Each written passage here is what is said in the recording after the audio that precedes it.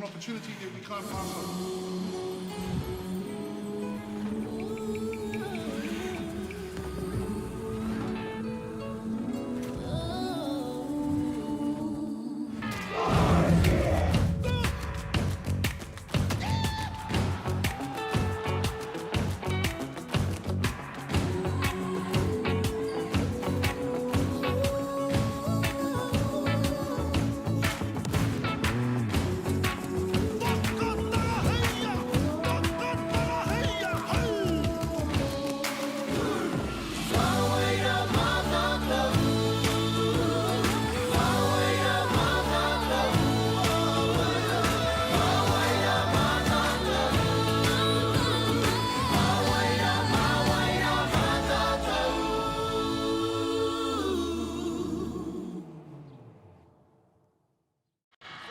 Kia ora tātou katoa, nau mai hoki mai ki tēnei pāhotanga poitukohu a whakata Māori mō te whakataitai poitukohu o ngā kura tuarua o te motu. Kei konei mātou ki te whare kore tinana a Central Energy Trust Arena I te Wainganui o te Papaioia. Koinei te wā tua toru. Hey, kia ora poitukohu whānau. Welcome to Central Trust Arena. As Kayla Maru Irarangi has just reiterated, we are here for day 3 of Secondary Schools Nationals. I tell you what, we have 3 courts live streamed to you all the way into your living room. Brew the pot, get the coffee ready. Let's start the day. Let's bring you the action. Thank you on behalf of Whakata Māori and Basketball New Zealand. Let's get at it. Kia ora tātou katoa, nau mai haere mai ki tēnei pāhotanga poitukohu a whakata Māori. Kei konei mātou kei te Wainganui o te Papaioia, te Central Energy Trust Arena. Ko Kayla Manuirarangi tōku ingoa, ko au tētahi autaua mō te rānei, ko Miles tēnei taku hoa autaua. And ladies and gentlemen, we have an action-packed game ahead of us. We're in towards the end of pool play here on court 3. We have last year's national champion, Wellington boys versus Westlake boys, as I'll hand it over to Miles to introduce our teams. Kia ora, how are you on this lovely day 3 morning? I'm honestly pumped and ready to go. We have 2 incredibly strong teams ahead of us, as we can see. Westlake Boys High School, we have Gabriel Amos, Noah Rasmussen, Malachi Joyner, Daly Pohio, Harper Wilson, Jack Poga, Ty Rhodes, Oscar Neville, Lincoln Wilson, Troy Supple, Troy Wentworth, Noah Duncan, and coached by the godfather of 3-on-3, Carl Neuer, and the assistant coach, Corey Marshall. Yeah, it's a great lineup, and Westlake boys have been doing very well so far. It's been very well coached by, he said, by the godfather of 3-on-3. 3x3. X3, correct. 3x3. I always get that wrong, and Nico's always upset. So, and here we go with Wellington's lineup. Tanoa, McDonald, Lave Shirley, McDonald again. Well, we got a couple of McDonalds. Galt, Kincaid, Plumtree, Lave Shirley, Nan, Perez, Palati, Oppenat. Oh, I'm not going to say that right. And Kamoto. Coach Tom Grice, who is the defending champion coach with this Wellington College crew. Couple of changes. Dov Silverstein, who was the MVP last year with Wellington College, is now plying his trade with Fielding High School. Yep. And he wā pai nei, ki te mihi atu ki ngā kai wawao, ngā referees. Me ki o tēnei Kemus, we have Natasha Ahiong and Brendan Douglas. So a massive thanks to all of our referees. We have 7 courts running in Hoama for 6 days, so it's a massive tournament. So a special thanks to all of our referees and officials, cameramen, our volunteers as well on the score bench, as we see both teams just shaking hands, bit of a hurry-do, but they've got their game faces on, Miles. They do indeed, and I like this matchup. You know, they don't have, neither team has an overly dominant advantage size-wise. They match up well size-wise. Of course, you see the jump ball there in the yellow Wellington College's Troy Plumtree, who had an outstanding under-17 World Cup earlier on in the year. Yeah, shout out to our NZ under-17 team that came fourth in the world, as we see the ball in play. Rasmussen, beautiful reikuru off the glass to start all scoring for this game. Opened up the scoring and an easy one too. So here we go. Can Wellington College answer right back? Tuatahi Hara. Runga I te nama waru. Westlake boys. That will be the first foul on Oscar Neville. I think that one was number Apologies. 8. Number 8.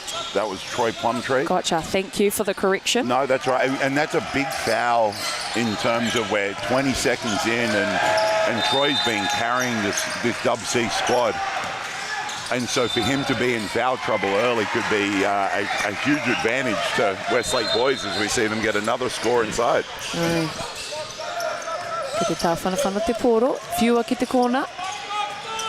Whia rota, beautiful floater there from the baseline. As we see Wellington in a 2-2-1 press, what looks like a bit of a waiwai takahi there.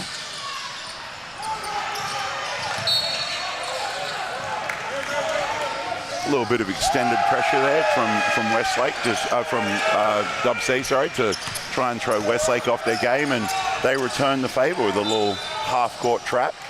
Absolutely. We're watching the game with Westlake yesterday. They do like a three-quarter court press, as I think both teams will be doing that. As beautiful tip-off, Wellington maintained possession. Beautiful no-look pass for the reikuru. Back-to-back deflections defensively. Really good. A little delay of game warning there.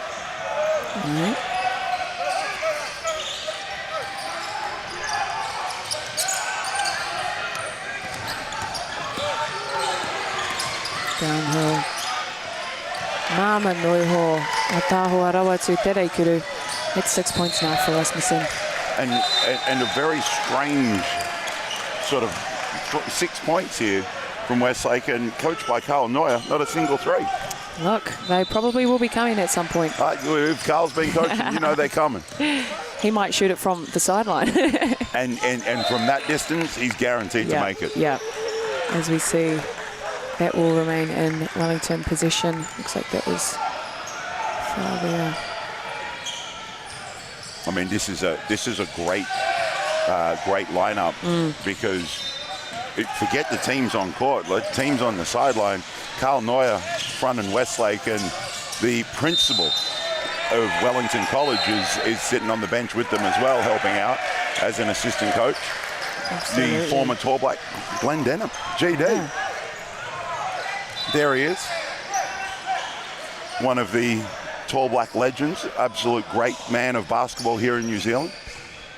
Good to see him and Byron Vitoi catching up before the game. Yeah, it's been really awesome to see all of the former players that are now giving back to the game, whether that be through coaching or organising, as that first kuru tautuku just comes off the front of the top of there. Three-quarter court press from Wellington. Tētahi Hara. Nō reira, ka haere Rasmussen to the pai kuru tautuku for 2 free throws. And it's a great strategy right now. Westlake are just putting so much pressure on the paint through that dribble penetration. Yep. And as we see, Rasmussen's had quite a few looks right under the basket on the right side. So, he's scored all of the Westlake points so far. And what do you think's been said in the timeout here, Miles? What are you saying as the coach? Well, for Westlake right now, it's going to be more of the same. Keep putting pressure on them by driving the ball. They can't guard. Dub C can't guard anyone off the dribble right now. And for Dub C, it'll be, hey, let's contain the dribble. Yep. And I guess you've got, on the other side of the court, you've got Westlake in a like to do a three-quarter court press into a 3-2 zone. So for them, it will be making sure that they don't give up those corner threes or the baseline shots, as that's often the weakness there in that 3-2 zone. And it's been an interesting 3 days so far. I've seen a lot more zone than I expected to. And if you just look globally, for our under-17 World Cup team for both men and the women, Mel Bennett doing a fantastic job with the ladies earlier in the year, and Leighton Haddleton and the squad representing the boys. Both teams went out on the international stage. Wasn't a whole lot of zone that they faced. A few possessions here and there, and I was chatting to Leighton Haddleton about the amount of zone that he's seen. He's here doing some stuff with Lincoln University. And he said he was surprised at just how much zone that was being played. Yeah. So if some teams start knocking down some threes, maybe they'll get out of it pretty quick. And that's interesting at a national level, because when growing up, it was always man-to-man as we were going through the age groups. So as the game evolves, Rasmussen knocks down 8th point for Westlake. Just a quick little mouth guard check there. And while we're on the topic of mouth guards, it's a new rule that's been introduced, that no mouth guard, no play. So making sure that, we're taking care of our rangatahi. It's an interesting one, because I've seen a couple of guys subbed out in games. They were warned once to put their mouth guard in, and like you said, that's a rule that Basketball New Zealand's put in. Right. So they get a little bit of a, hey, don't forget your mouth guard. So we see another attack on the rim and another foul drawn. Kua hāmenetia Galt, nō reira ka haerea ki te pai kurutautaku mō e rua ngā kurutautaku. That's 3 team fouls for Wellington already, so the coach will be making sure that, their boys really just play hard defense and move their feet, don't reach in, because, early on in the first quarter, that is not what you want is foul trouble, as we see that 3-quarter court press there from Westlake. And beaten well, unfortunately, and you will know more than everyone and anyone here right now after all the basketball you've played at such a high level. If you beat that, as we see it, triple, get down there and cut the lead to 1. Are you a let's beat the press and set something up, or are you let's beat the press and punish them? Beat the press, and if you've got an open look, take it. All right, there we go. I agree. If it's there, take it. Yep. Kei te kōkiri whakamua. Mo te kuru whiwhi toru. Aue, mai te tapa. Pai te mahi a Rasmussen. Beautiful extra pass there. As we talked earlier in this competition, smart, turning down a good pass for a great pass is key. And we've seen a couple of those this tournament, just the good to great. As we see Plumtree getting on his left hand, dominant left hand. All right. Ko hapanga Maia Wilson.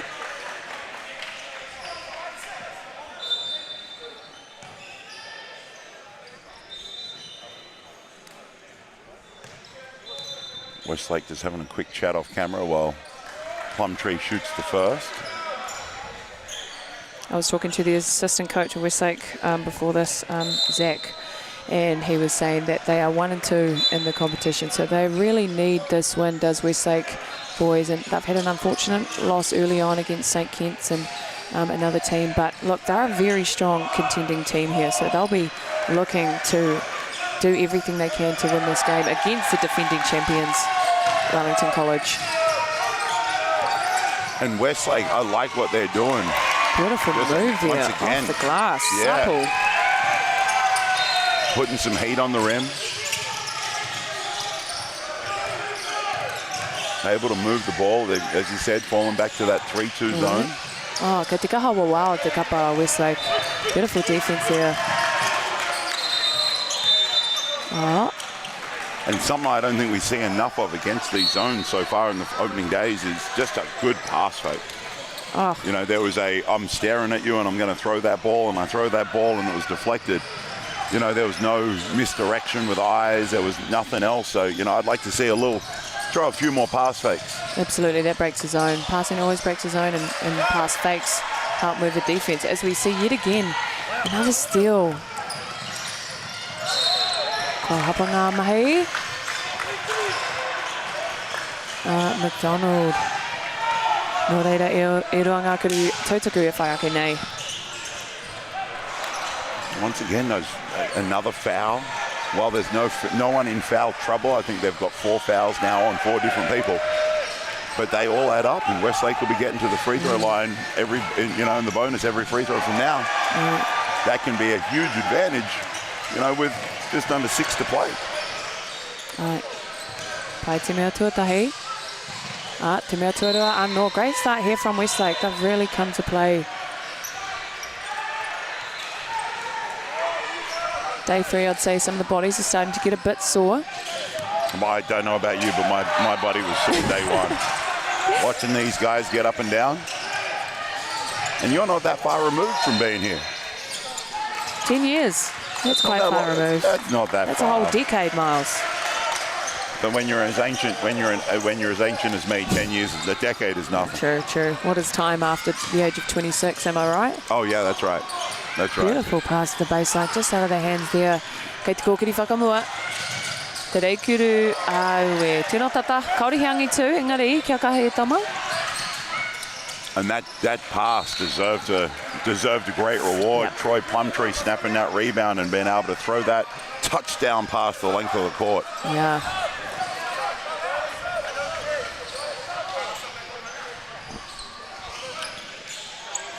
Just having some sub discussions going on. Yeah, I believe Wellington College called for a sub, but they had not. The players subbing in had not come to sit next to the bench. Right. And so when they asked for a sub, there was no one there to look at to acknowledge the sub.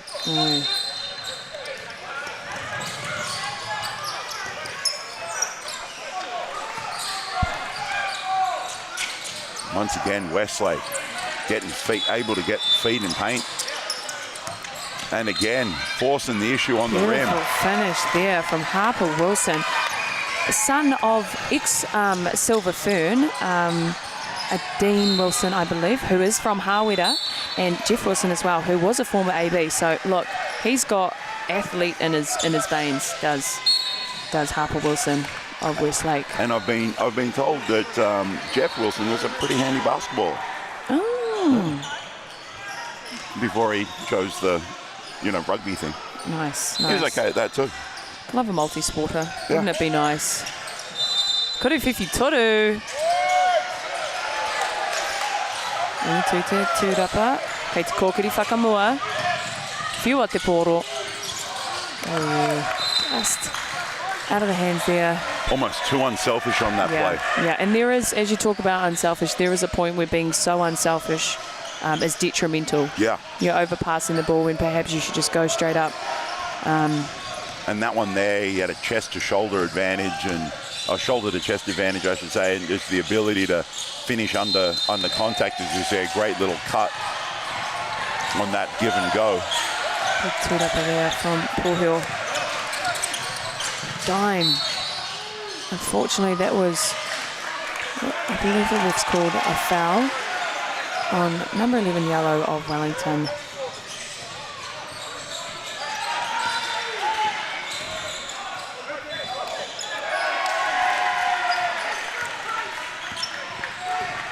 And Westlake right now kind of need this win to get into that 2-3 crossover. Yep. After what was a very entertaining game last night against Napier Boys. Ended up going down by a handful of points there. Okay. But to secure, so every pool, the winner of each pool goes straight through the quarters. So they get a bye. So they get a game off, they get a round off. They get a little bit of a sleep in and get that morning off. And then 2 and 3 from pools cross over to try and find the competition in the quarterfinals. So we see a great tip in by Troy Plumtree.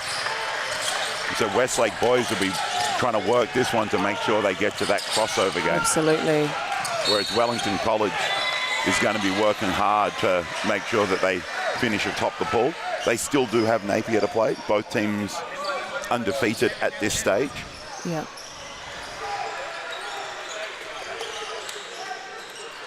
As Wellington College are now in foul trouble. As Westlake, this is a really opportunity to drive, be aggressive, draw some fouls, get to the free throw line as Wesley Rasmussen make that first. We see former Sal's NBL legends there. Dave Hopeye standing next to Ricky Strella. Dave Holboy, a long-time Wellington Saint. Pai te mea tuarua. Ricky being part of a couple of different teams. Mai te kona. Oi. Kuru whiwhi toru. Tauke. Ko whai toru piro. And there's that one you talked about. Beat the press and take that shot if it's open. Absolutely. Good awareness from Wellington, knowing where the gap is in that 3-2 zone as we see that ball moving quite quickly through multiple hands. Manages to keep it live there as that clock is ticking down.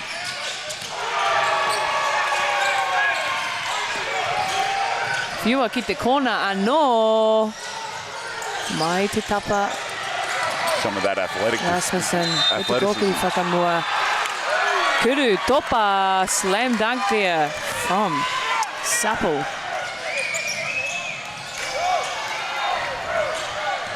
Couple of athletic plays. You saw Wilson on that rebound, and then Supple finishing it on the break.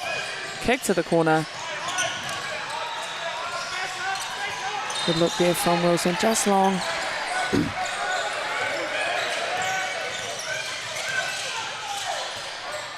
Hit the corner, no. Great looks there. Just can't convert it as a strong finish there under the basket from Troy Plumtree. I do love the fact that Troy Plumtree he's their guy. He's Wellington Absolutely. College's guy right now, and No foul call there. That will be continuation of play for Wellington College. no call. There was a whistle that people sort of stopped for momentarily, but that was definitely on the other court. Tom on the line on that one, but another corner three. And as I was saying, Troy Plumtree is Wellington College's guy. Ko tahi ano, whakamiharu ana. A little frustration. 10-1 there. And we fell on number 8 of Wellington College, Troy Plumtree. There's a strong move there. Rasmussen is having a great, as we can just see the replay of that beautiful dunk there from Supple. Ko te kupu mo dunk, Kuru topa.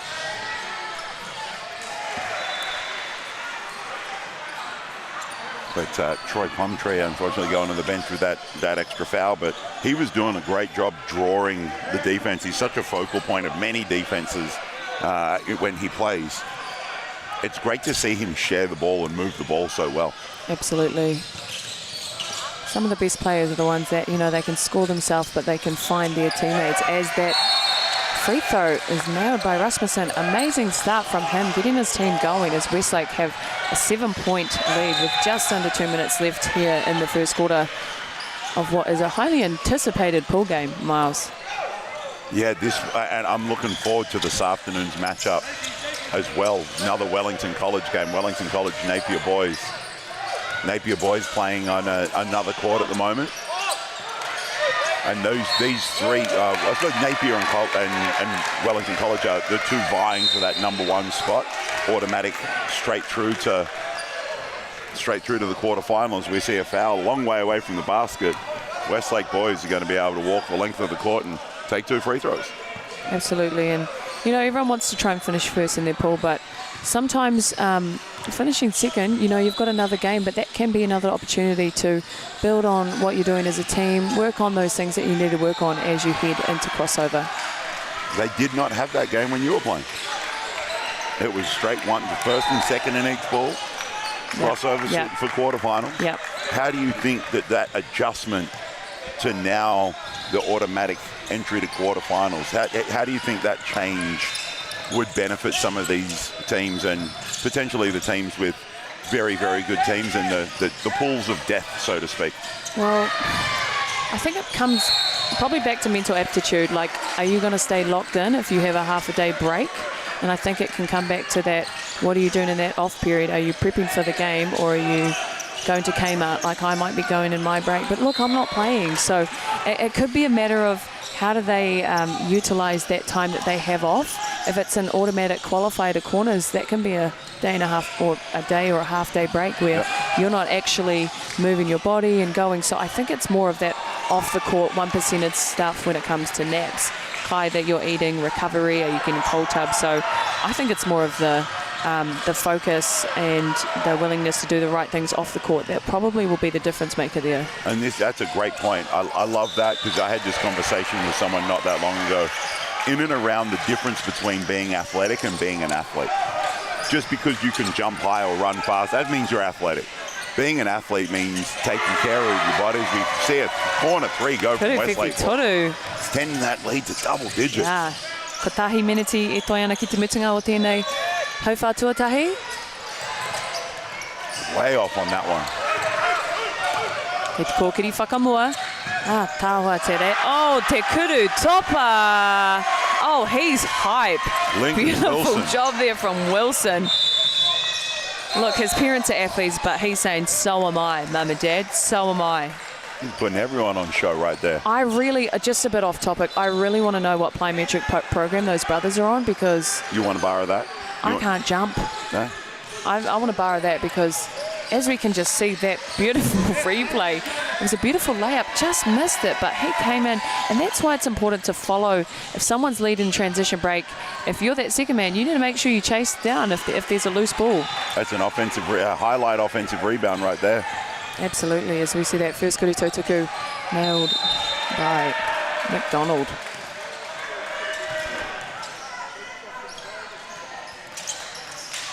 Whakamiharo ana.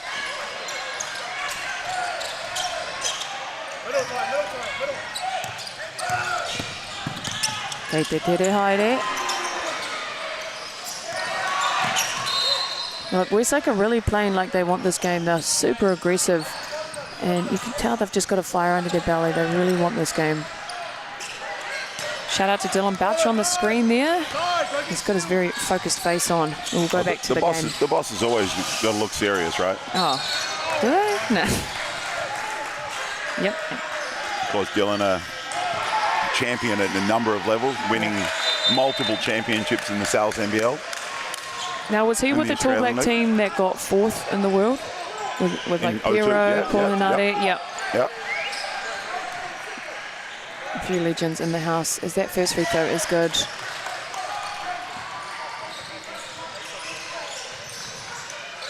He was indeed that 02 World Cup. It was massive. Tab Baldwin, and coached by Tab Baldwin and Nenad Vucinic.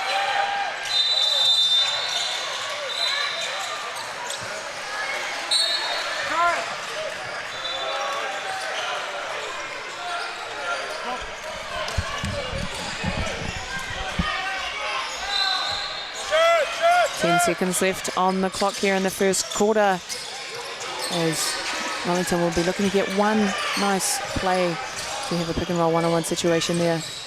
Beautiful drive there, just can't convert. As we come to the end of this third quarter, wow, I've been really impressed with the intensity and the energy in which these teams are playing at, as Westlake lead all scores 32-23. Yeah, fantastic game of basketball we can see here. And for all of our whānau tuning in at home, kia ora. It's a Wednesday. It's probably about morning tea time. So if you're working from your laptop and streaming the game, good on you guys. Grab a little cup of tea now if you want. We'll just have a couple-minute break. But it's really cool, as someone who played here a whole 10 years ago. It's really cool to see that, 10 years ago, it was one live stream court, and it was a semi and a final. However, this is 6 days of basketball, 3 live stream courts for those 6 days. So it's really awesome to see. Which is a third of the court. It's crazy. We got 9 courts running Yeah. and sometimes, that's incredible. Yeah, it is. The growth of our game and the fact that we can get this out there to the world right now. I know there are some college coaches tuning in and watching to the live stream and in different parts of the states to keep an eye on kids, and it's just an absolutely fantastic opportunity for some of these young athletes. Absolutely, and shout out to Whakata Māori just for streaming all of these games. And while we're on the topic of college, I know for a lot of rangatahi wanting to go over to America, what coaches need is film, and film at a high level. So if it's a national level competition that you're playing in, for whether that be your kura or for your region, for your rohe, this is the film that coaches will be looking at. And it's pretty crazy as someone who's gone through the system. You could have 2 to 3 minutes of a highlight film, and you might get offered a $250,000 scholarship. So this is the value that having good game film brings. And one of the great aspects of this is every team can access their own film for every game through one of the sponsors, Glory League. Yes. And so the amount of film, you're right, and that's how you got that. Yep. And 2 to 3 minutes of good film from this exact competition, actually. And one of the things that is really cool is, like, hey, you've got your highlight film that you send out. People get interested. Hey, can we see a game? And if you can watch that film, coaches get to see you. And then every phone call or message I get about kids is, hey, what are they like? What are their grades like? What are their grades What's their family like? What is their characters like? And it's funny, I remember talking to my college coach, and she said, I know the first 10 seconds of a film if I want that kid or not. And it's quite funny. That's why the value, you could have all of the stats or all of those things, but if a coach doesn't see the film, that's why having this live streamed is so special. And it's just really cool to see the progression of the sport as we enter this second quarter. Westlake bringing the ball up the court.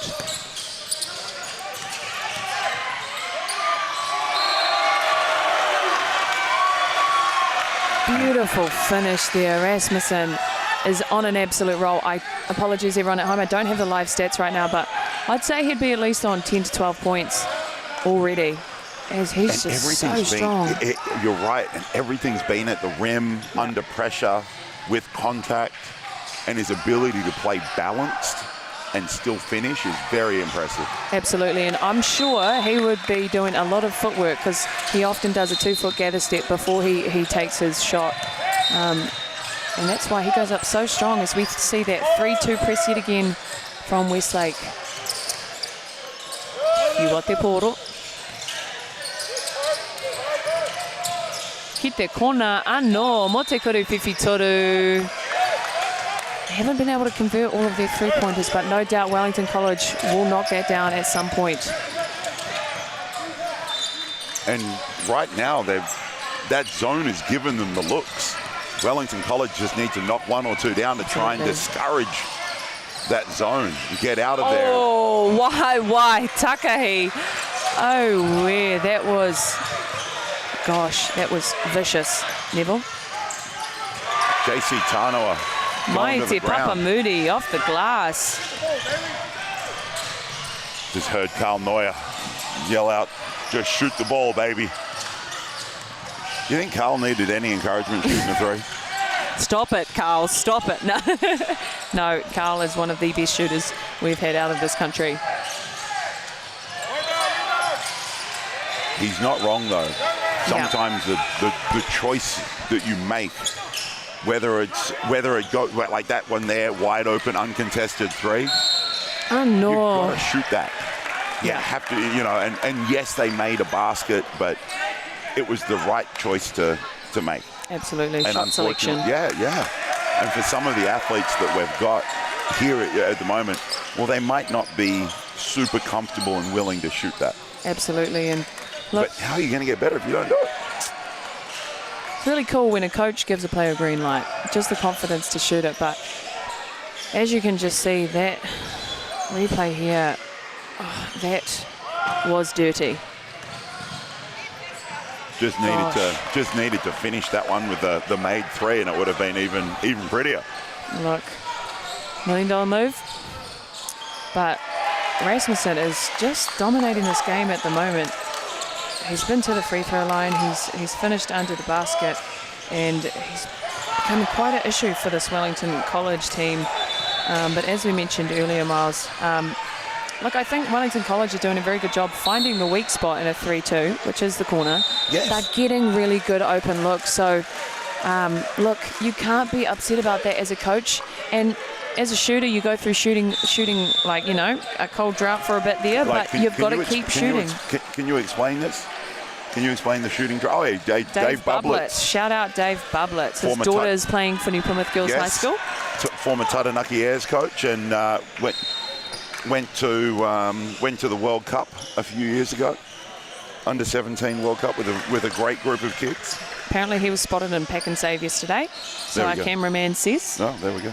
So Look, I'm a bit of a Woolworths girl myself, but we won't discuss supermarkets on a Whakaata Māori live stream. Why not? As Rasmussen just off the front of the tapa there. Oh, Tētahi Hikoi. Travel there from Troy Supple. As Jack Poker comes out and Troy Wentworth subs in. Once again, that three-quarter press from Westlake. Ki te kona, anō, whiu o te poro. Te kuru peke, mai te tapa.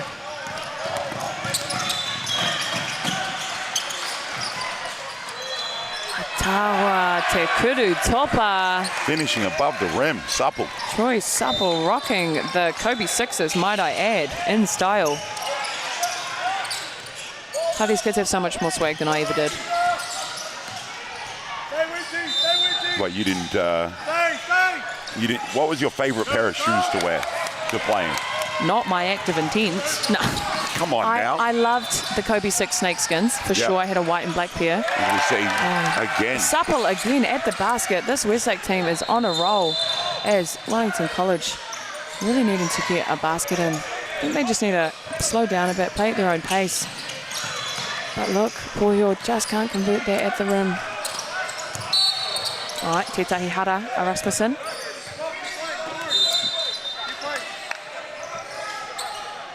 As you can just see on that replay, beautiful drive, but even bigger block there. No, I do like that. Plumtree blocking that shot with his right hand. But you were saying Kobe, the Kobe Sixers. Kobe Sixers. That was your thing? That was my thing. I did like the Kobe ADs. Oh, we yeah, did have a pair in college. But yeah, I You remember guys were my a first Nike pair. school? Nike, Yep, Nike school. Tulane was a Nike school. There you go. Tulane was a Nike school. I remember I got told off for wearing Adidas, and I was like, oh dear. Oh my gosh, that was a gorgeous move from Plumtree. Oh, reverse through the legs. Reverse through the legs.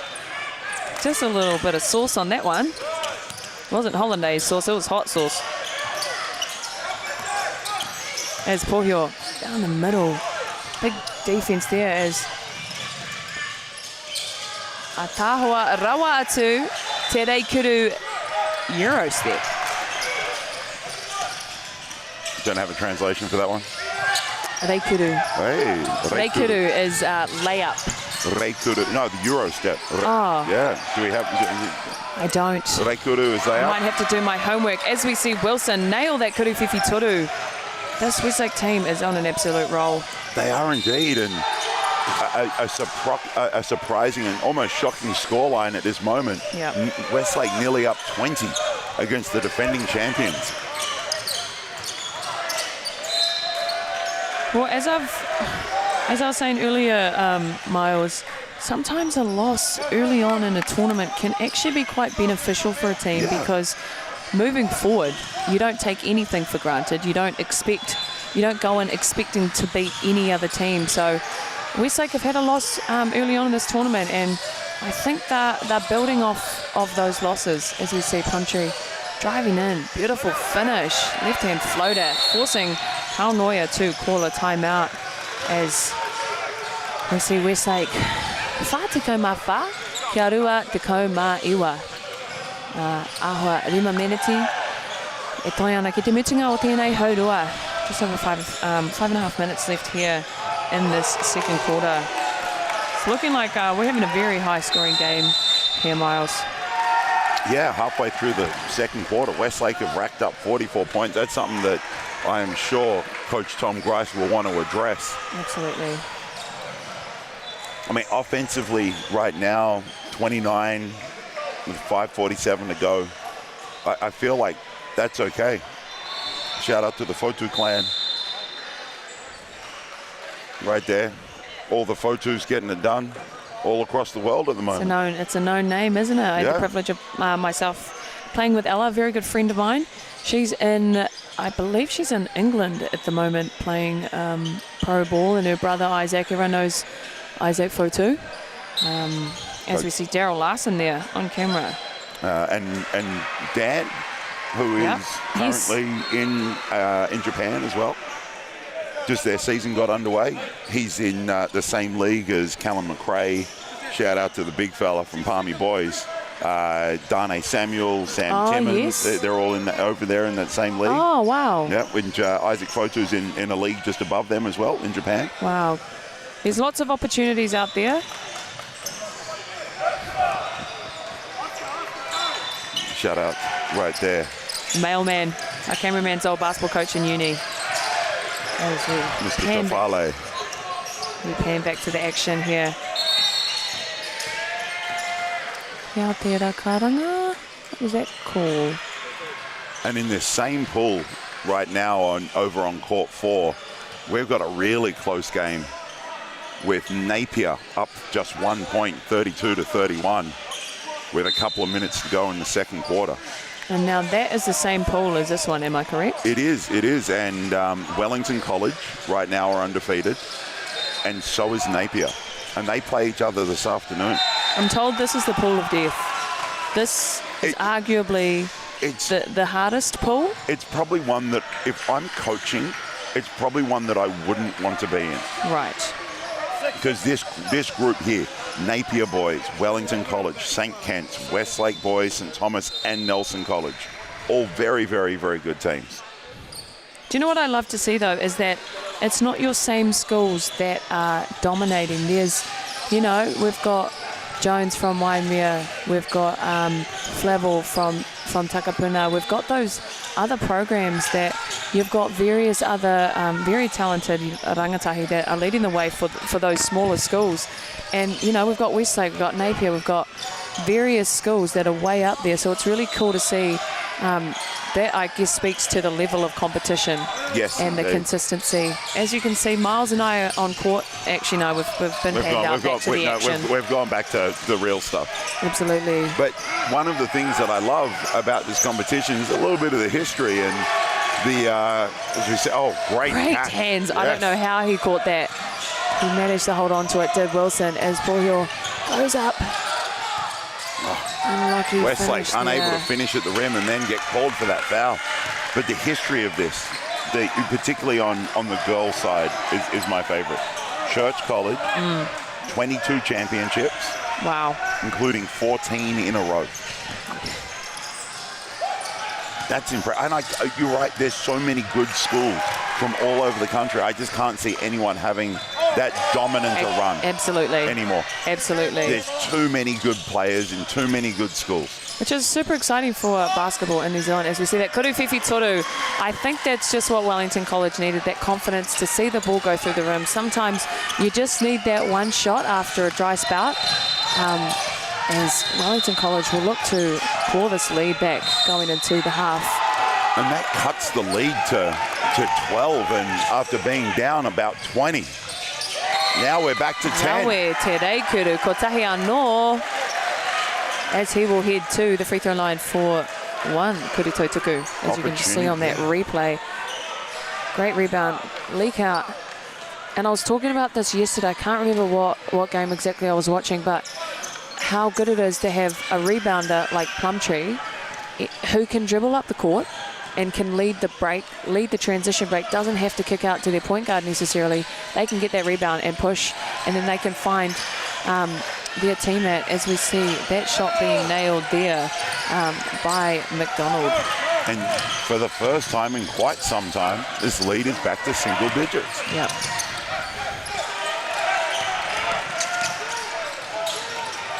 As you can see, 2-on-1 situation.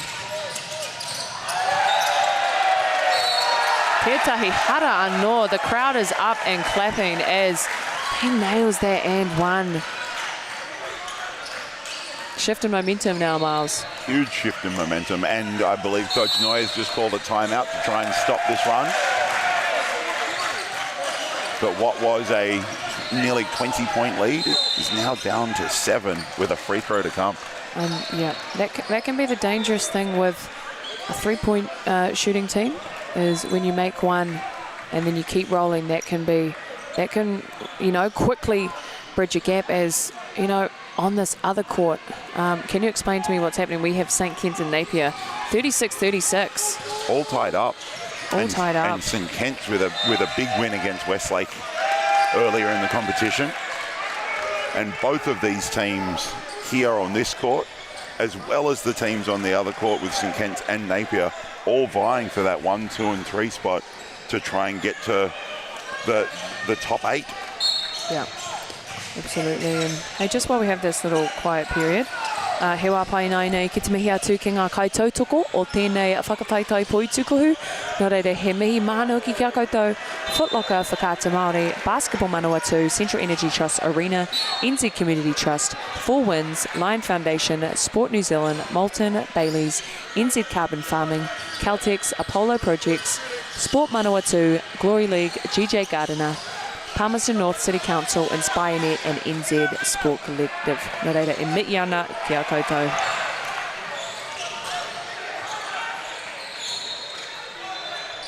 Tētahi kuri tautuku nei nei. Ngari nui te tūrapa Plumtree. Oh, e te kuru topa.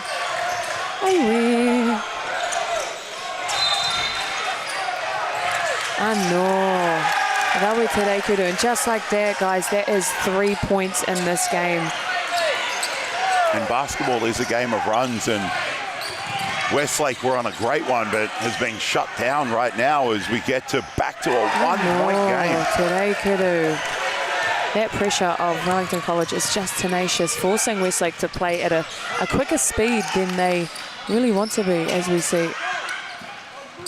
Unlucky finish there, but he chases it down. And all those little ones that were going for Westlake earlier on in this game just aren't quite falling at the moment. Pohio. There's another one, just rims out. It's a game of runs, isn't it, Miles? Indeed, and if Dub C make this, they take the lead. Oh, mai te topa.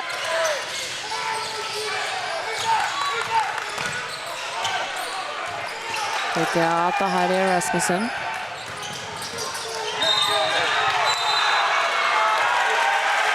Tētahi kikoi, that is a travel call there, and you can just see on this replay we have Plumtree, beautiful in and out dribble, baseline dunk. That is a tough angle that he took on that dunk, but beautiful finish there, as we can see Plumtree really showing his experience. And once again, as you mentioned earlier, Miles, he was a member of that New Zealand Under-17 World Cup team and has participated as well in the NBA Without Borders program. So a very experienced player is Plumtree. And has that athletic ability, like so many do here in this game, to get up and finish above the rim as he grabs his own rebound.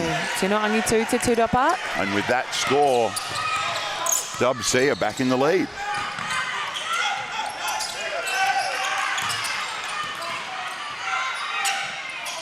Unlucky. Westlake just aren't able to convert those little close shots. And one of the big changes from the first quarter is Wellington College has been able to keep Westlake boys off the foul line. So a nice little Euro step to a floater there. Mo te poro a Westlake. Whakawhiti tākaro I nai nei. As we see number 10, Ty Rhodes coming in for Troy Supple, as he's had a great time.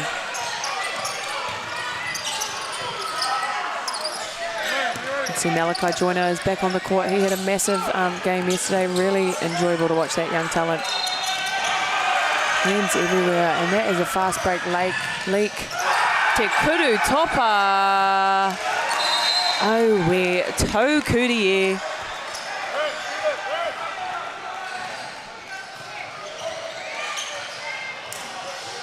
That looks like that was a technical foul call. But it was. They did get, Wellington College did get a delay of game warning earlier.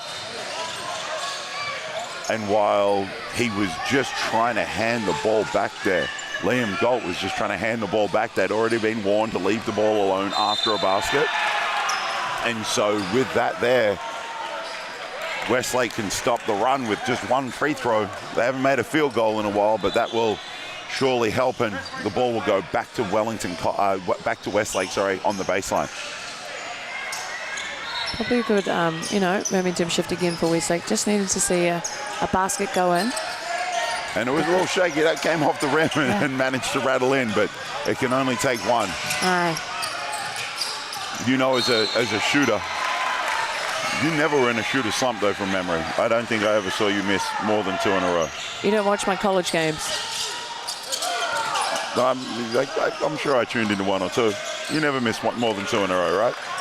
Well, I had an injury at some point, so I was playing on an injury. So when I was injured, I did. Yep, cool. But typically, if you miss a 3, I like to try various different shots, whether it be a layup, getting to the rim, or getting something going by setting up someone else for a shot. I think I shot a league record no 3s. I was not that guy. I was not that guy. I love screening and getting on the rim, trying to finish above it like a couple of these guys have so far. We see a great take to the basket. Getting back to the foul line. Tino toa tēnei Kai Takaro, Rasmussen, very strong player. And, you know, in moments where they're going on a bit of a scoring drought, it's really, really massive to have someone like Rasmussen who's a slasher, can get to the rim and just get to the free throw line as well. As he just misses that first one, he will have one more. Looking to bridge this gap and hopefully take the lead for Westlake as they come into this end of this first half. Long on that one. Makes the adjustment, gets the second one to go. Ka rawi ke pai te mea tuarua.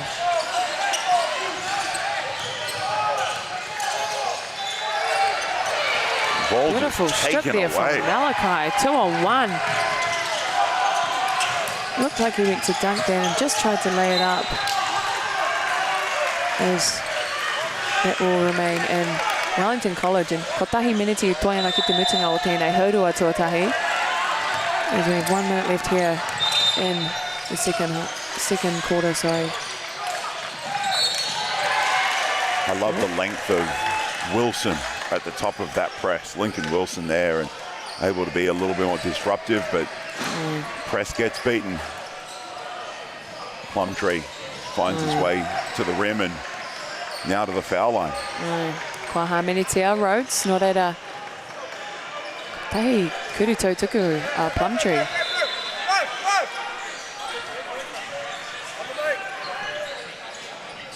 Tētahi atu anō. Karawe pai te mea toaroa. Just a huge turn of events from Absolutely. Massive second quarter down here. 20. It was a 1 quarter spell there. It was probably like a 4 or 5 minute spell that all happened.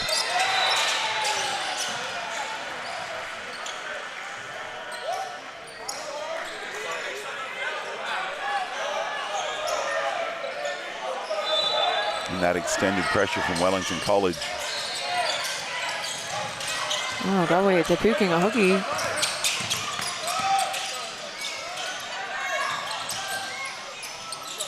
Unlucky. Really good ball movement there from Westlake. They look really good when they move the ball well. Mai te kona. That Kuriwhiwhituru is just off. You're 100% correct on that ball movement. And it's those shots that Westlake were missing, making in the first quarter. They're just missing at the moment. And some more good ball movement by Wellington College this time. Troy Plumtree draws the help defense. And the little drop-off pass to a teammate. As you mentioned earlier, Miles, his ability to not only score himself but set up his teammates makes him a force to be reckoned with.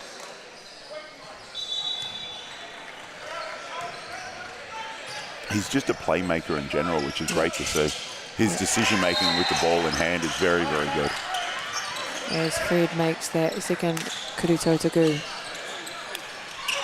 There will be 3 personal fouls there for Ty Rhodes.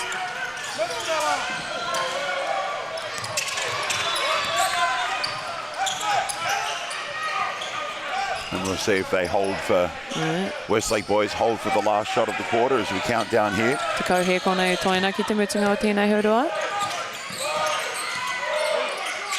Ki te kona Kuriwhiwhituru Ahuaroa, Karihiangi tū. No reira e hoa mā, ko tai tātou ki te mutunga o tēnei haurua tuatahi. Wow, what a first half it's been, Miles. Unbelievable. We talk about a game of runs, but that is just an amazing run for each team. I feel like it was a game of 2 runs. Yes.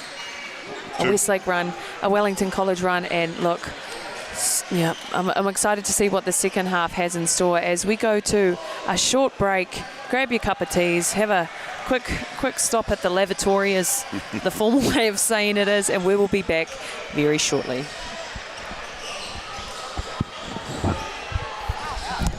Hua māma te whakaronga, māma te whakarenga. Ko te whakapiki wairua, te mea nui kia hua. Nui ake ngā hua mō tua, that's us. Tāku kia koe, bro. Te reo Māori anake te reo I whai pūtea ai, aku mahi katoa. Tau. Bringing the fire every week. The whole system is... Man, that's what it is. Make Māori Plus your mate. Download the app today. At Apollo Projects, we create better outcomes because we never make any assumptions. Like this privately owned swimming centre that was still in the planning stages. The owner spent 8 years trying to make the project viable, but the design was continually over budget, a design he was paying for. So he called Apollo to help because he trusted us to deliver. We got to know the critical success factors of the business. The current building plans had lost sight of what was needed. We took a fresh approach, starting with the most important aspect of the facility, the water bodies. Then balanced the critical success factors of function, form, and cost to bring the designs in on budget. Finally, we could deliver the owner the new facility he needed. At Apollo, we understand your key success factors, put function over form if required, deliver what is needed at the highest quality, have lower operating costs, and always have very happy clients. Like this one, who was pretty stoked. Apollo Projects. No assumptions, better outcomes. And go! Just fill up at a participating Caltex, stack your pump discounts, and you could collect more savings on your next visit. Oh, there's another one. I'm getting quite good at this. Filling and saving. Feels good. Global warming is incredibly serious. We need to cut emissions, but we need to also absorb carbon out of the atmosphere. Growing trees is the only tool we have in the toolbox for taking carbon out of the atmosphere that we can do at scale. Pinus radiata takes carbon out of the atmosphere at about 5 to 10 times the rate of native planting. And so what New Zealand Carbon Farming are doing is planting the Pinus radiata to absorb the carbon, and then they're transitioning that forest into native forest so that we get the biodiversity benefit.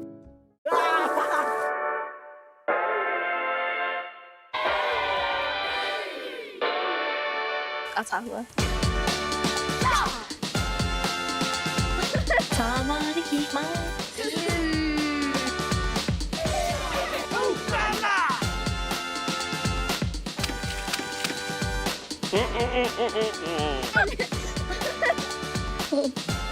Make Māori Plus your mate. Download the app today.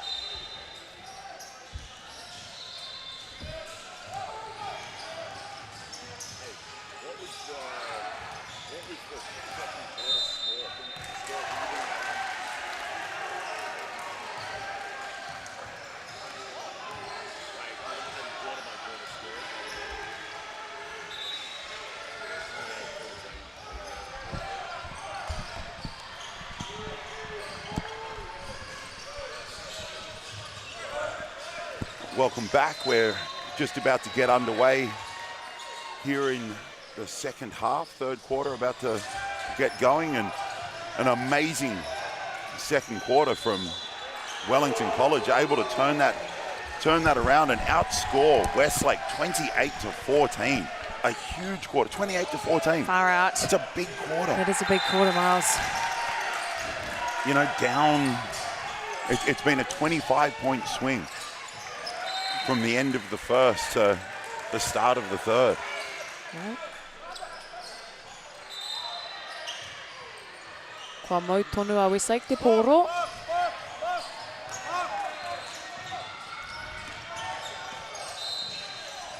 And if Wellington College can keep this up and keep playing the way they have and stay on this roll and the run they've been on, that can set up a great matchup this afternoon.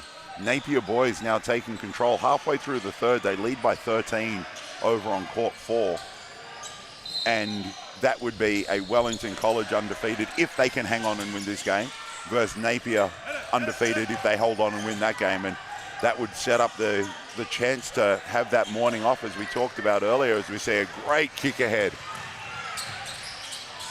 That somewhat resembled an American quarterback. Oh, yeah. American QB type play there. Well, Troy Plumtree does have a decision coming up. I know he is keen to go to college, and there will be a number of schools as we see him take the ball away. Unlucky. And, you know, it was tough. You went through this. You know, it was a tough decision where you go, because you had a lot of options, as we see. Yeah. Westlake boys getting back to what they did well in the first quarter, and that was get on the rim and finish. Absolutely. What was your decision-making process when going to college? Well, I was lucky enough to have been, I guess, flown over. I was able to see 3 schools in person. So one school stood out to me, and that was Tulane, because they played in the American Athletic Conference. But for a lot of these rangatahi, and also parents tuning in, it's a really big decision what school you go to, considering things like what conference they play in, who's the coach, how long is the coach's contract, because if that coach recruits you and then they only have a 1-year contract, the second year you might not have that same coach. Considering the academic program they have, does that transfer back to New Zealand once you finish your 4 years or 2 years, whatever that may be? So for me, Tulane was good education, transferred back, good coach who had a 4-year contract. We played in, we weren't a Power 5 conference, but we were, I guess, kind of on the 6th, 7th ranked one. So considering we played UConn, Memphis, Houston, all of those programs. So they're all right program. Yeah, it was a really good pick for me, and you know, everyone has different experiences, but for a lot of these rangatahi coming through, no doubt there's so many opportunities for them, but yeah, it is a big decision. What were the other 2 that you visited? Wright State University in Ohio. Yep. And then Grand Canyon University. So that was quite an up-and-coming school. But yeah, my pick was quite a hard decision, but it was one that, you know, I had to make myself. I couldn't get my parents to make that choice for me. I had their support, but and that's another thing, you know, like it has to be the athlete wanting it, because when you get to America and you're playing, you know, it's you, and you've really got to. You go through a lot of adversity there, but I truly think our rangatahi, the more people that are coming back and sharing that knowledge, are very well equipped. And as we can see on the court right now, Miles, the caliber of basketball at this high school level it's international level. It is indeed, and it's only getting better. Yeah. The quality of athletes coming through on both the men and women's side right now is phenomenal. I've been watching some Westlake girls games. They are doing very, very well. Nayland nearly is going to be about 6'5" out there dominating. She's your 9. Yeah. Kicking everyone's butt on the glass, and it's great to see our girls succeeding there as well. And the boys here, as we see a late clock 3. Toru Whiwhi Toru.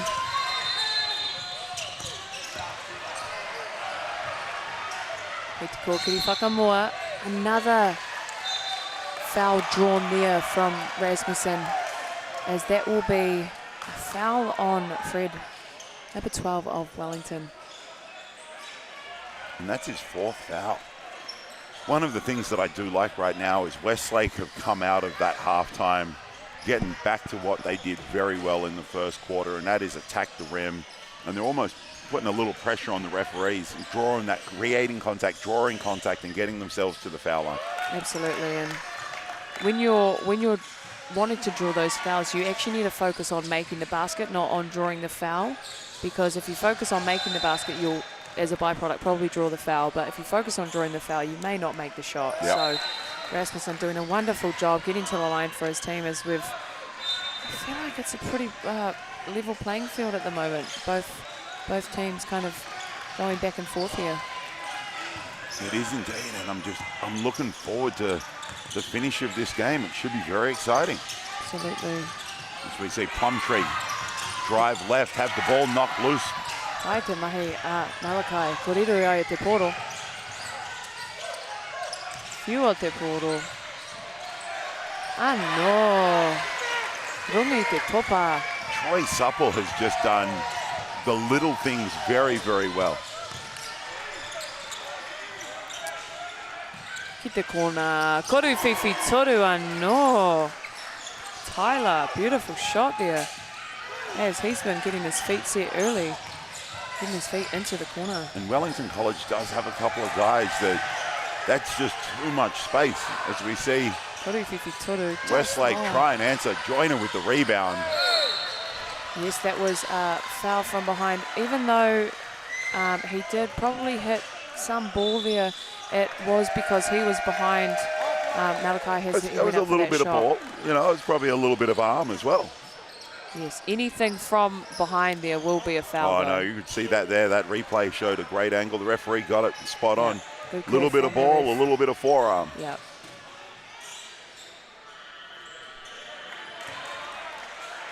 Kaori he angi tū te mea tuatahi. Engari, katahi anō. Whakamiharoa ana.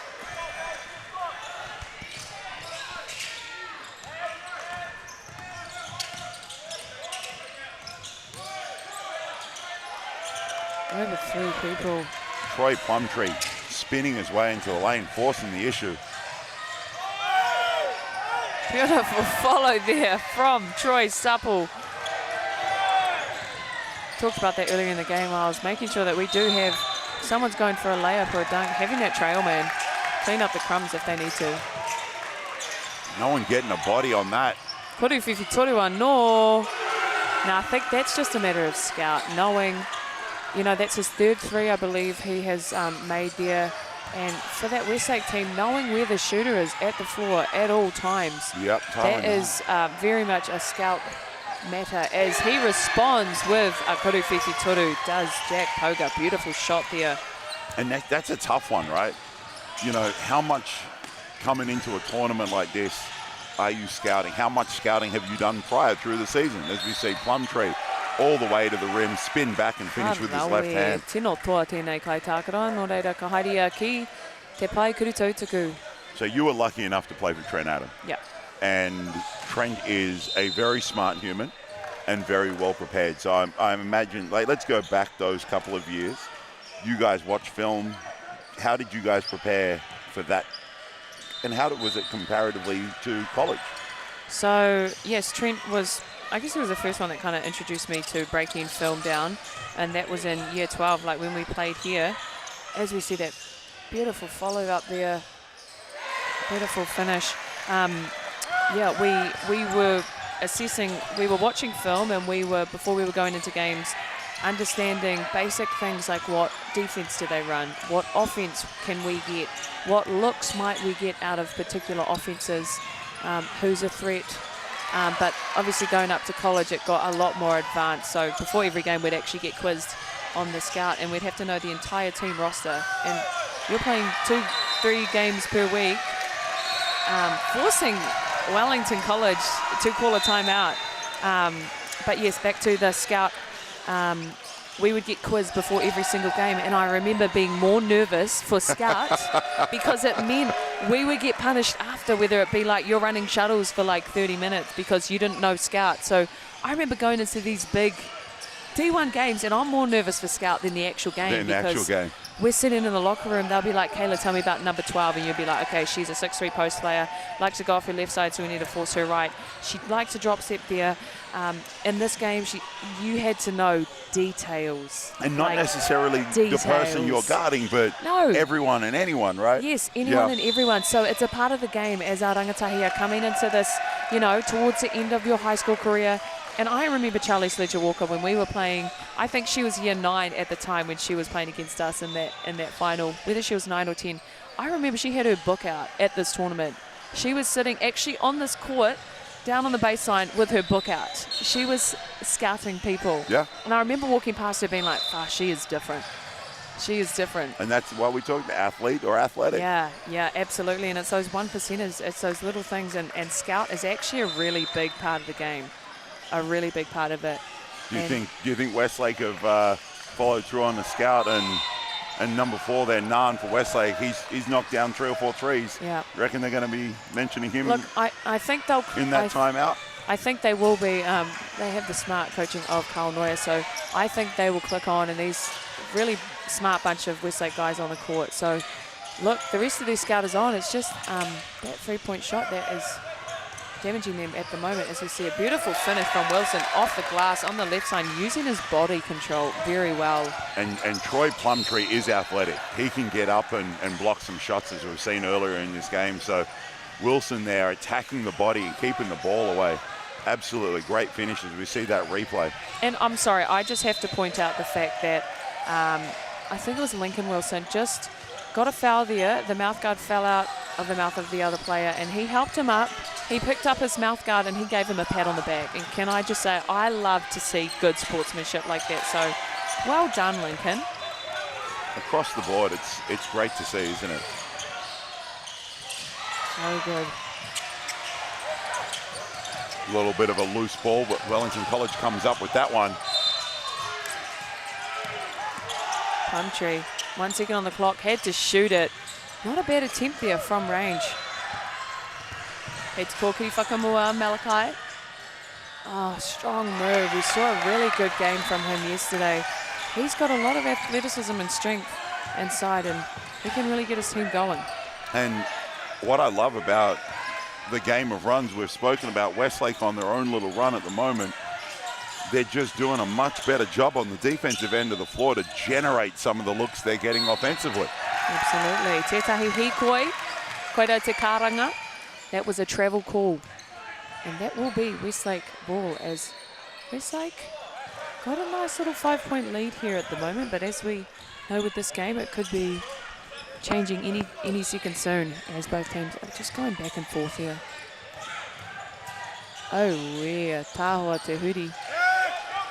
Another strong rebound and great outlet from Plumtree. Dub C unable to take advantage. And Westlake are running it back down.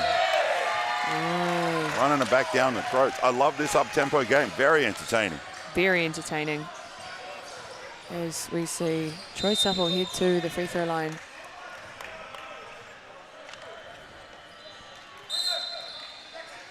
I love what Supple's doing. I'm lucky enough to watch one of the fielding games yesterday, and one of their guys, Kingston's, very much in the same mold. You know, might not show up on the score sheet a whole lot, but just makes everyone else around him better. Yeah.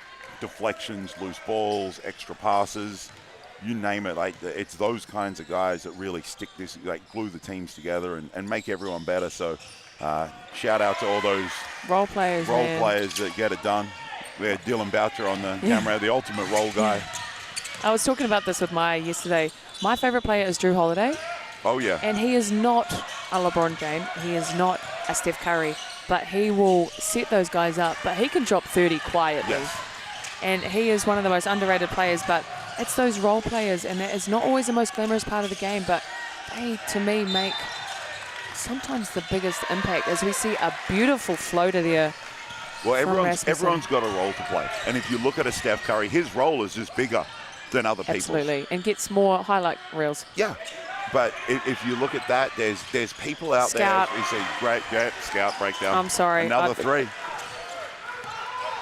But if you look across the board, there are guys and girls who make a great career in living collegiate opportunities from being excellent at one thing. Yep. And that could be screening or rebounding, running the floor, whatever it might be.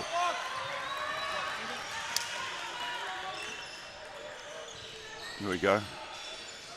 Part of the Rapson clan there, Mount Maunganui. The Rapsons have been a big part of basketball for a very long time here in New Zealand.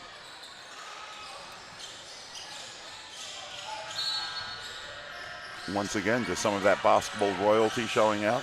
We spoke about the GD, and there, as we see another drive. All right, he hara tērā. Rangi te nama Teko Boston. That will be his foul.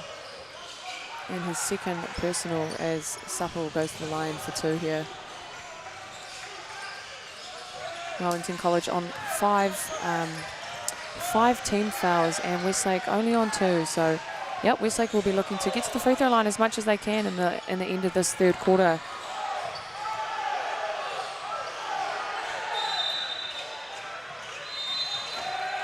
Kaka te mea tuarua.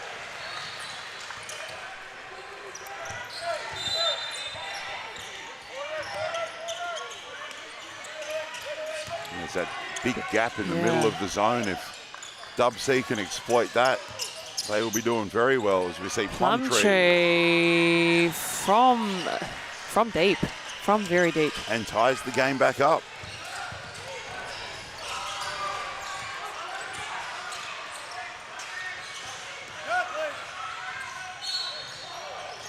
Te tahi hara anō.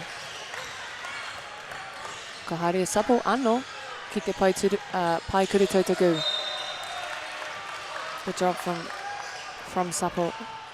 Just being aware that they are in foul trouble, and you know, if they can draw the foul, get to the free throw line, they will do just that as he nails that first kuri tautaku. The seesaw battle, and over on court 4 in the same pool, St. Kentigern's is down 10 right now with just over 9 to go in the fourth, as this battle for the top of the pool continues. Kei te kōkiri whakamua. Supple anō. He hara anō. Supple will head to the free throw line yet again. So he's doing a really good job just staying aggressive, trying to get to the basket and drawing that foul in the process. So I believe that will be third personal foul. Third personal foul on Plumtree, who's doing a great job leading this squad. So if he's got to come to the bench, coach makes that choice to bring him out. That's going to be a huge piece of their puzzle, sitting on the bench for a little while. Oh, looks like got a sub walking during the play, so that will go back to the other end. Give him a wave, Miles. Yeah. Kia ora. Kia ora whānau. Hopefully we don't look too deep sleep deprived. I've only had 1 coffee this morning, but you know, we're on about 4 to 5 games per day, aren't we, Miles? We've got, got a lot going on, but where else would we want to be? And that's just the games we're calling. Yes, exactly. There's 7 rounds per day. Exactly. Over 9 courts. You know, you'll forgive us for on day 3. We're not running up and down like these guys, but you know, a little nap here or there would be advantageous for us. And the broadcasters, Oh, we nui rawa te kuriwhiwhi toru. Pushing that lead out to 5 points now. Ko tahi meneti toina ki te mutinga o tēnei hau whātua toru. That will be off the knee of Malachi. And Coach Grice and Plumtree having some discussions from the sideline to on court. A couple of adjustments they may need to make.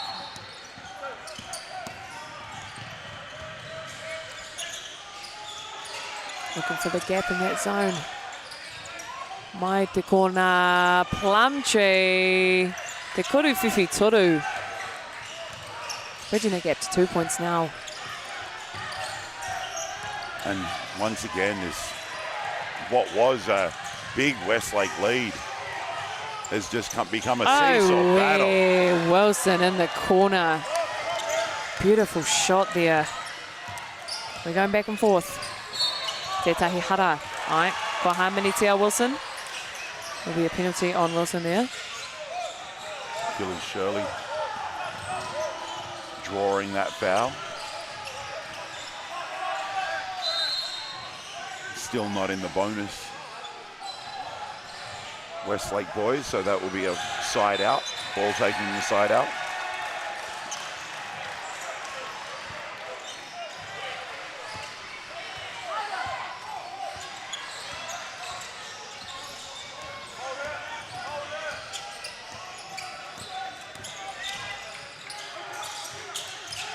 Te kau hia kona e toina ki te mutinga. Got a piece of that and denied at the front of the rim. We're looking for one more quick shot here. Westlake, kuru whiwhi toru. Just off there as we reach the end of this third quarter. Westlake leading all scores 80, Wellington College 75. Oh, it's been a roller coaster this game. What a great matchup this. It really has. If I'm being honest, this is a semi-final to final caliber game that we're watching right now, and it's only pool play.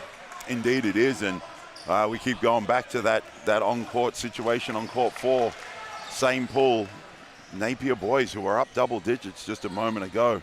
The lead is now back to 4.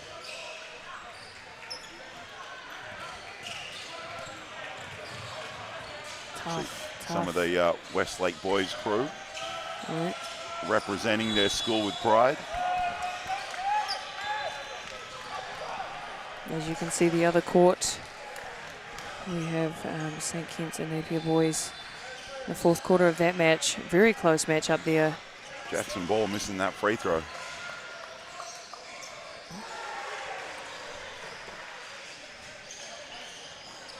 Look, while we have a bit of a break here, why don't we learn some Te Reo Māori? Oh, I'm here for it. Shall we do that? Teach me. Cool. All right. Well, I'm learning. Okay. That first. So I guess some of the phrases that we're saying throughout, we have kuru whiwhi toru, so that is a 3-point shot. Kuru tautuku, so that is a free throw. So pai kuru tautuku, free throw line. Pai kuru whiwhi toru, 3-point line. Words like hara, where that's a foul. Tūrapa is rebound. Look, my favourite one is maka. Maka. What is maka? Can you Pass. explain? Yes? Pass. I love to see Maka. the ball. I love to see when a pass is made. The beautiful maka makes the game unbelievably awesome. Yeah, absolutely. As you can see, we have two courts behind us. Who's playing at the moment? We have Auckland Grammar and Rotorua boys. And, 14-point deficit in that game. And then on the far court, I believe that's a single A game. Single A game. Yes. Takotu. Shout out to Jay McDonald from Basketball New Zealand. Don't bite your fingernails, Jay. Well, he's got a lot on his plate this week. It's all up to him. He is one of the main guys organising this tournament. Absolutely. So a lot of don't pick your nose either. A lot of sleepless nights. Sorry, Jay. You're the Hey, man. finally, Dub C find that middle of the zone and for the catch and kick out. As we head into the fourth quarter, both benches are up, and I don't know if you can see from the live stream, but there is quite a crowd forming. There is indeed, and Troy Plumtree with his 4th foul. That is a blow. That's a big blow for Wellington College, but just runs to the referee and hands the ball off. Brownie points count.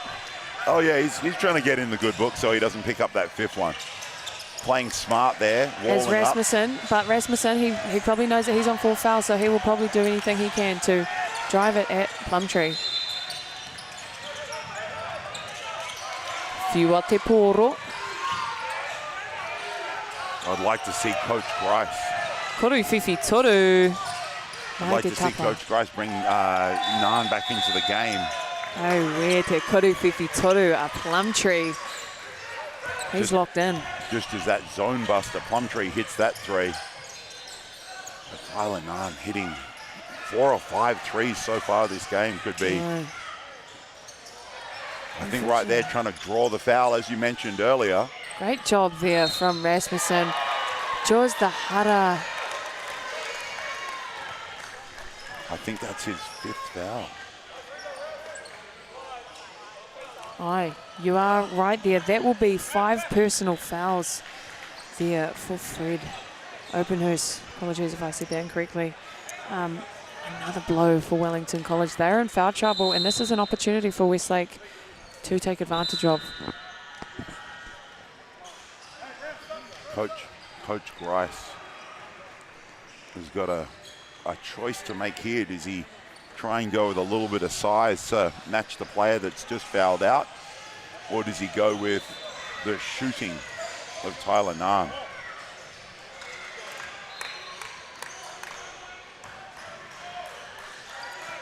Yeah, Hatona Rautaki. What's the plan, eh? As he nails that first. Kurutotoku. Well, it's extends that lead to 3.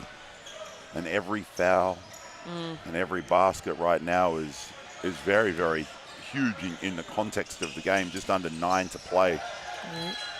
Only 2 to tūrapa. Kei te kōkiri whakamua.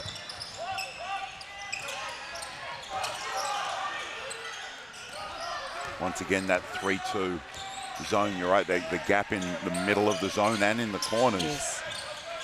It's just good grab there. And tough shot. No foul call there as Westlake look to push it in transition. Downhill for Sapo. Malakai jaws the hara and 1. No reira, ka haere ia ki te pai Kurutotoku.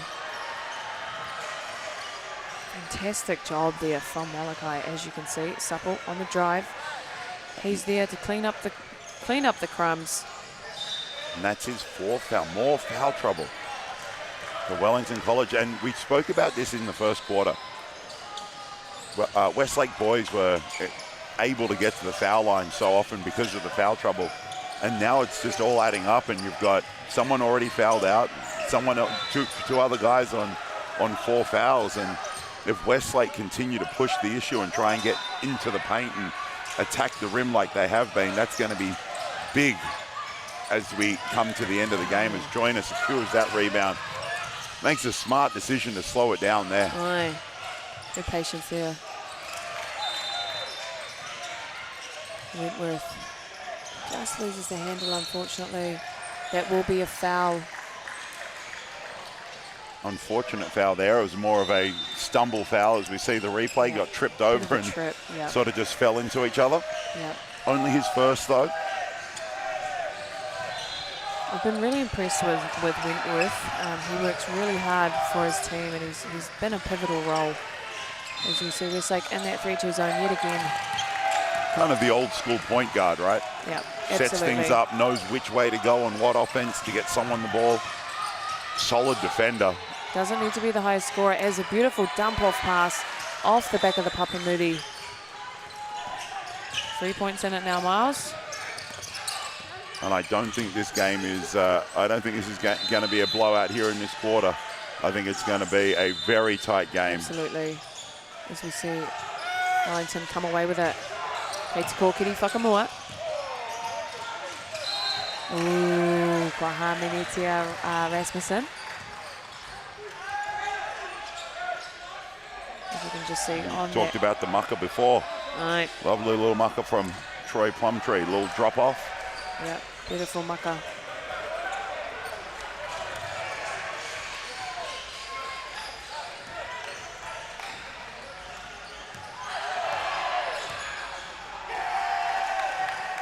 First free throw is good. Cuts the lead back to 2.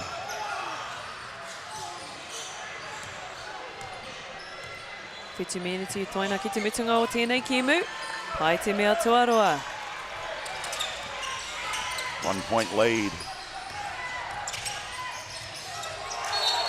Ai, te tahi hara, Malakai. That will be Wellington possession, as both teams are now on 3 team fouls early on in the 4th. Not a great place for either team, Miles. Not at all, and I think that's there was some contact there, but Joyner, who is a little bit bigger and weighs a little more, just put Nan on his backside there and got called for the offensive foul. Yep. Plumtree. Wow. Showing his class right now to give Dub C the lead back. Te puking a hooky up Plumtree. Beautiful, skillful move there as Rasmussen tries to respond but can't as Plumtree leads the break.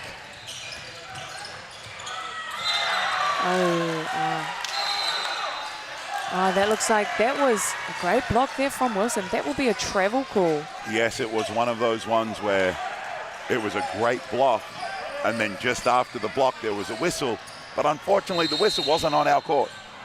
And so, as we said, there's so many courts going, whistle happened. Yep. I've seen this happen a couple of times already, and it's only day 3. Someone stops, here's a whistle, stops, particularly holding the ball. Yep. They turn around and start walking, travel. Yep. As we just enter a timeout here, just under 6.5 minutes left here in the fourth. It's still anyone's game. Miles, what do you think is important for either team coming into the last part of this game? Look, with 6.5 to go, Wellington College's big thing is going to be keep them off the foul line and keep a couple of your better guys in the game. For Westlake, they got to keep trying to force that issue and keep trying to get on the rim. But I think for both teams right now, it's going to get done on the defensive end. Absolutely. With a 1-point game, anyone who can string a couple of stops together, that's going to be the ball game right there. Absolutely, and I think their fouls are coming when someone is driving aggressively to the rim.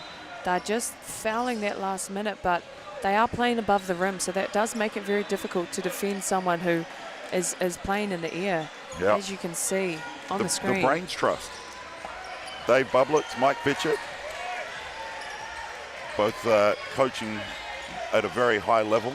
And sorry to interrupt, we also have Michelle Swain there, who, when I was going up through the age group, she's the Wahine Toa, right in the front.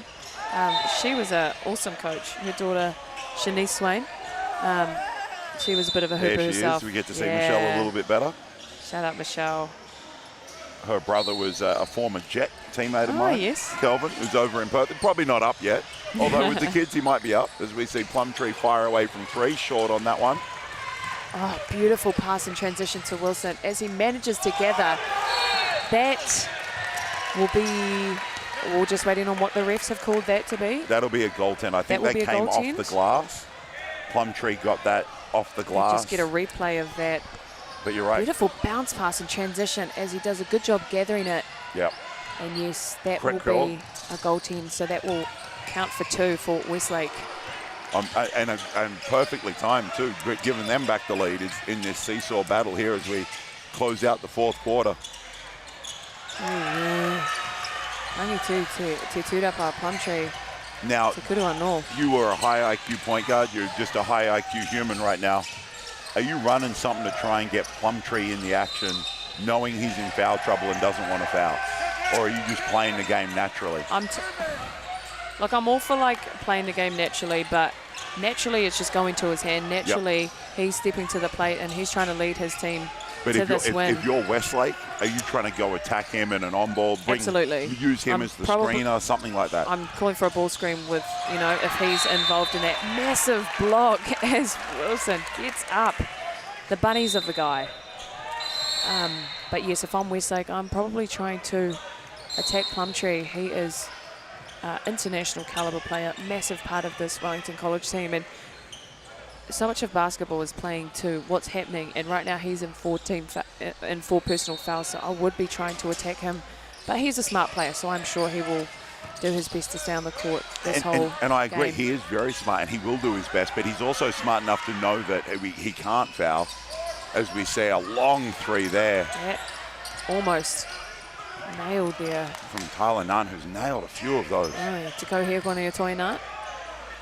Karawe te kuru peke nui rawa te rā kuru. Plumtree's smart enough to know that how important he is, so just involving him in some kind of action. Absolutely, and I think if push comes to shove, he will give an open layup if that means him not and that's getting what I mean, fouled out. Use that to your advantage as we see the kick ahead unable to be contained. Te tere haere, te poro.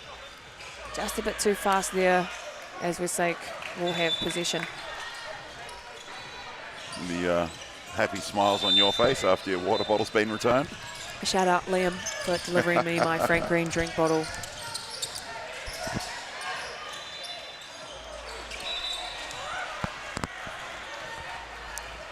I'd like to see Westlake boys get back to the attack on the rim that they had earlier. I feel like the last couple of possessions, they just haven't quite had that. And they've taken some open shots, but their strength has been getting on the rim. Offensive foul there, and that's a call we've been seeing throughout this tournament, actually, Miles, is the referees have been calling that moving screen. So it is important that the guard waits for that screen to be set, and the person setting that screen has their feet firmly planted before any guard comes off. That's one aspect of the game that I absolutely love. No foul call there. Screens. Oh, yeah, the basket counts. Rasmussen, great job inside, as there was a bit of contact happening there. No foul call, and I've also just called a technical There's been foul. 2 technicals called. Each referee, we've got one on a foul on 9, I believe a technical on the bench. Yep. Following another technical. That is Troy Plumtree's 5th foul. That will be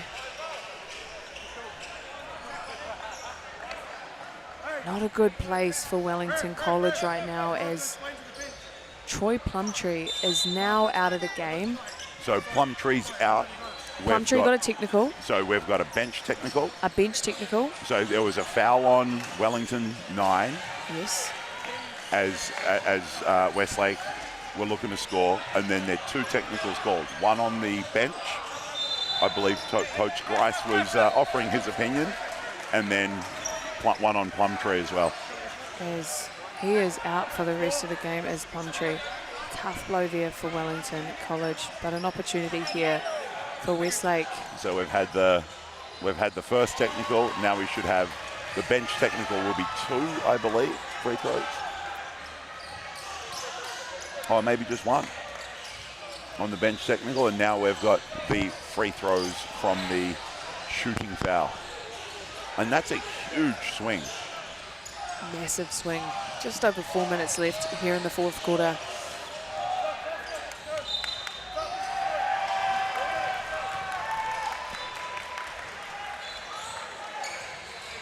Tino Pai, Tukuru Right there, Totuku. from down a couple to up a couple, all in one possession. Absolutely. As we see Westlake in their 3-2 press that they do so well. Calling for a screen.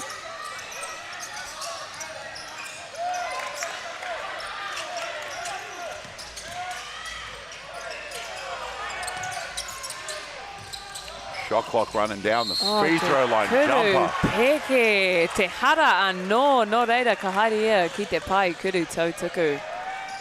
Pai, rawa atu.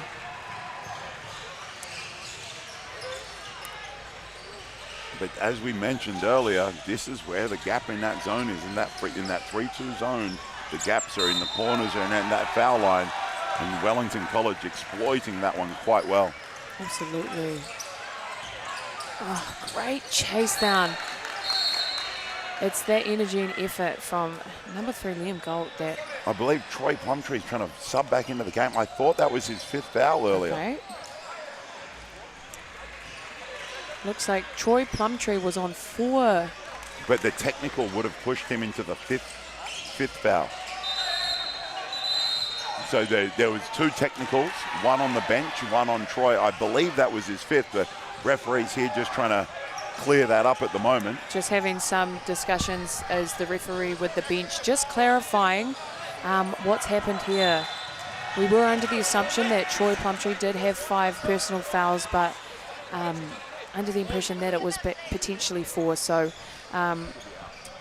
we are just waiting and waiting to hear what the ref call is on that. There we go. So I believe we've just had confirmation that Plumtree has fouled out.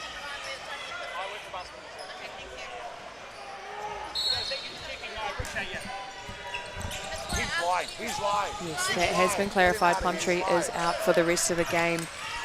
E wha minutes I toina ki te mutinga o tēnei kemu. Te kuru whiwhi toru. Massive 2-upper there. Rasmussen having a game is the guy.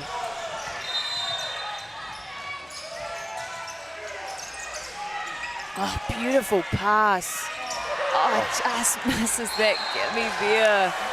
Rasmussen, unfortunate. There was a beautiful pass there from And then Supple. doubling up with the foul. Wellington College gets to walk to the other end. That is tough. Shoot some free throws.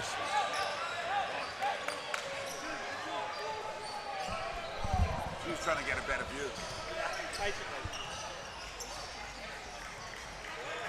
Right. Ka haere a ka moto. Ki te pai kuru tautaku. Mō e rua kuru tautaku as both teams are in foul trouble here. Westlake on 5 team fouls and Wellington College on 4 team fouls.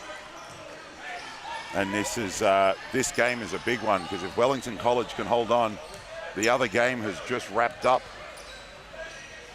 between Pai te mea tuarua. Napier boys and St. Kennigan. Napier boys holding on and winning that one. Ki te tāwhana te poro. Whiua. Kuru whiwhi toru. Stepped out of bounds. Ai, wai ringa I te rārangi. There was a foot on the line there. And a little bit of a crowd gathering to watch the end of this one. Absolutely, a crowd is forming. Is a very highly anticipated game we have on right now. Easy pass down the middle. That's the way to break a zone, Miles, is to cut to the gap. And as a zone, you need to bump those cutters. And he cut straight through the middle there, straight through that gap. Just missed that baseline cut there. Beautiful rebound there from Pohio.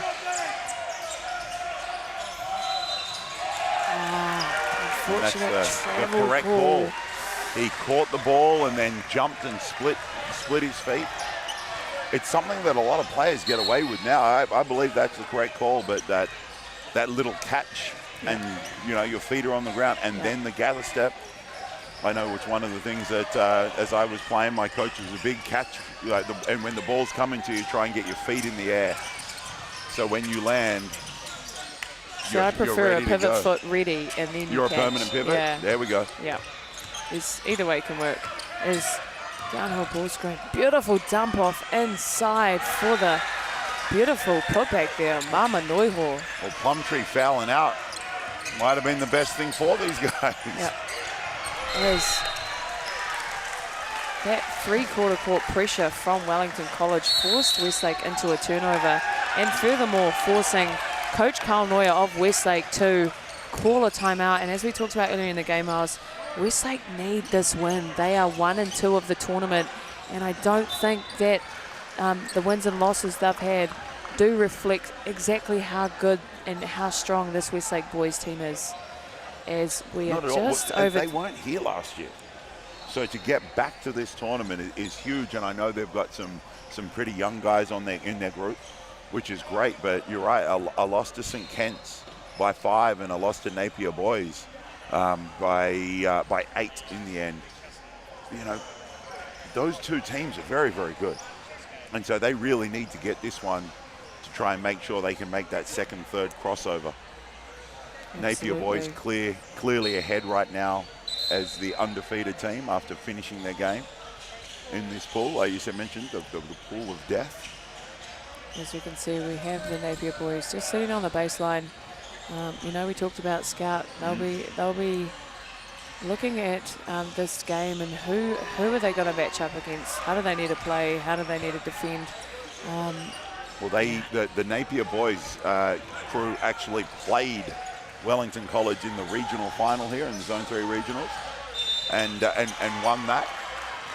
So Wellington College is a foe that they've seen before and not that long ago.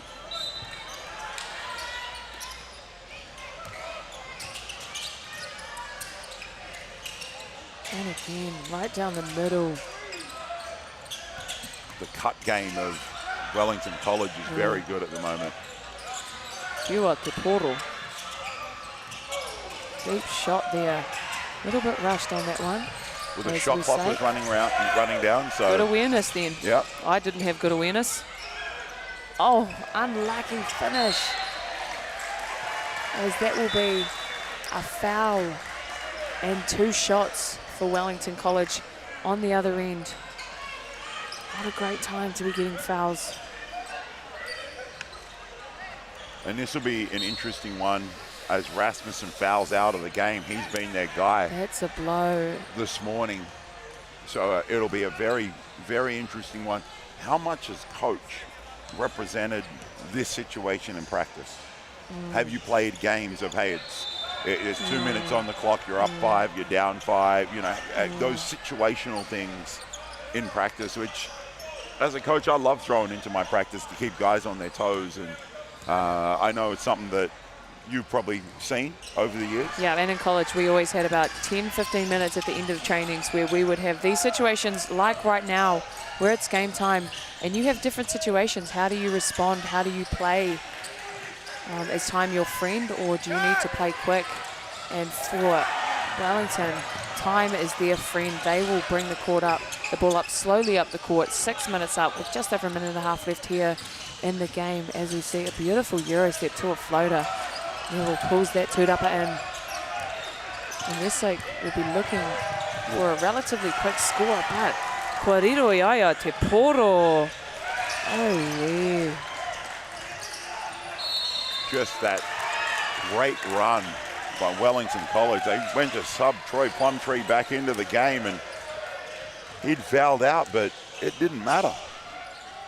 Great little run there, based on the back of some really good defense. Absolutely, and I think it speaks to the depth of that Wellington College team. You know, your superstar isn't in, but you have bucket getters on the court, and that's the importance of you know, having a variety of very talented players and not elevating one player too high above the others. Everyone plays an important role, whether you're on the bench, whether you're the sixth man coming off, whether your job is to play lockdown defense and find people or get assists or get rebounds, whatever that may be. Depth is something that will see these teams through to the end of this tournament, and it's often the best teams on day 6 that have the most depth. Yeah, and maybe a little bit of that experience from last year's run. I mean, you went to a couple of these tournaments and won one of them. How much experience and knowledge did you gain and carry over from each one until you got that final victory? Oh, I think a massive part of, you know, the program that Trent Adams had at New Plymouth Girls was everyone has a role. And for me, I was a bit much of a Kyrie, where I was trying to dribble the ball 50 billion times a possession. So it's actually learning to play and use your teammates and work as a group, as we've seen. You know, both teams have done that so well. That looks like that was a tech call there. He reached over. He was reaching over the sideline before the ball had been inbounded. Right. And that will be his 4th foul, which is crucial. Crucial timing, because he made that free throw line jumper to start the run, got that last steal. A great make there.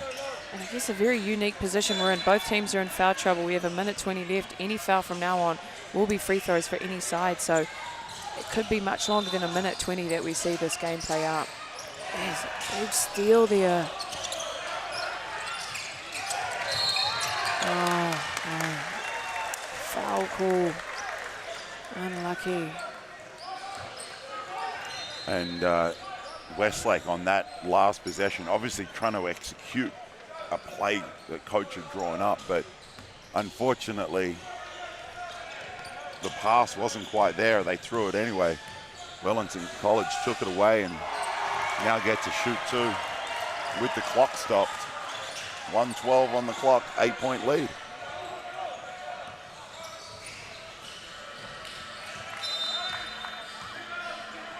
It's a big play there as Wellington College hold on to possession.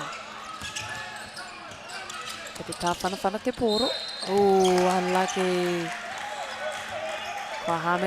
Wilson. No, that will be another foul on Lincoln Wilson, as he will be on his 4th personal foul. And there will be free throws by Liam Galt.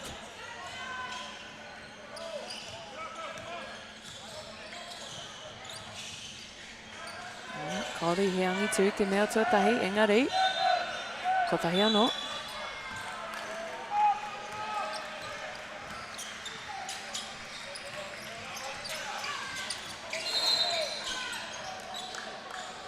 Foul has been called on one of the Wellington College players, Nico, as that will be free throws on the other end for Westlake. I'm really interested how many free throws have been shot this game. Well, just this quarter alone, there seem to be a number of fouls in a short succession of time, and this game's dragging on a little bit. We can see around the traps how other courts are finishing up or have already finished up.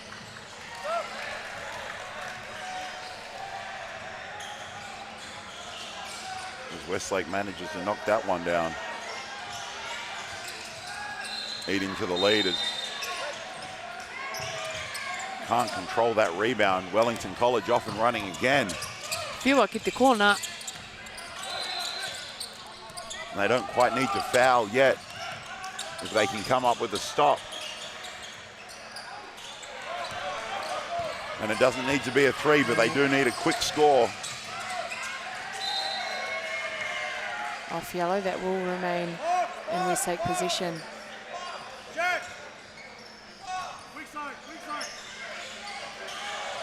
Te kamaruma roa here kona e taina ki te mutinga o tēnei kemu. Just 42 seconds left here. And what's been a highly anticipated matchup. Pohio at the baseline. Maka anō. Just long there. Now they will need to foul. Beautiful pass. Unlucky there.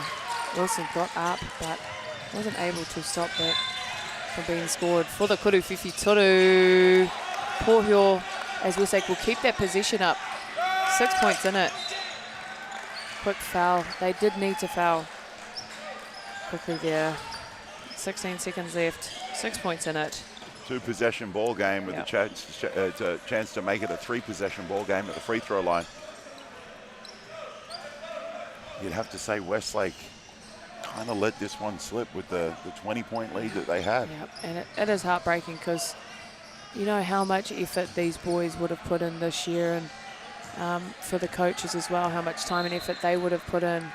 They are a phenomenally talented team, so I guess that is the hard nature of sport and competition is, you know, there needs to be a winner and a loser at the end of the day.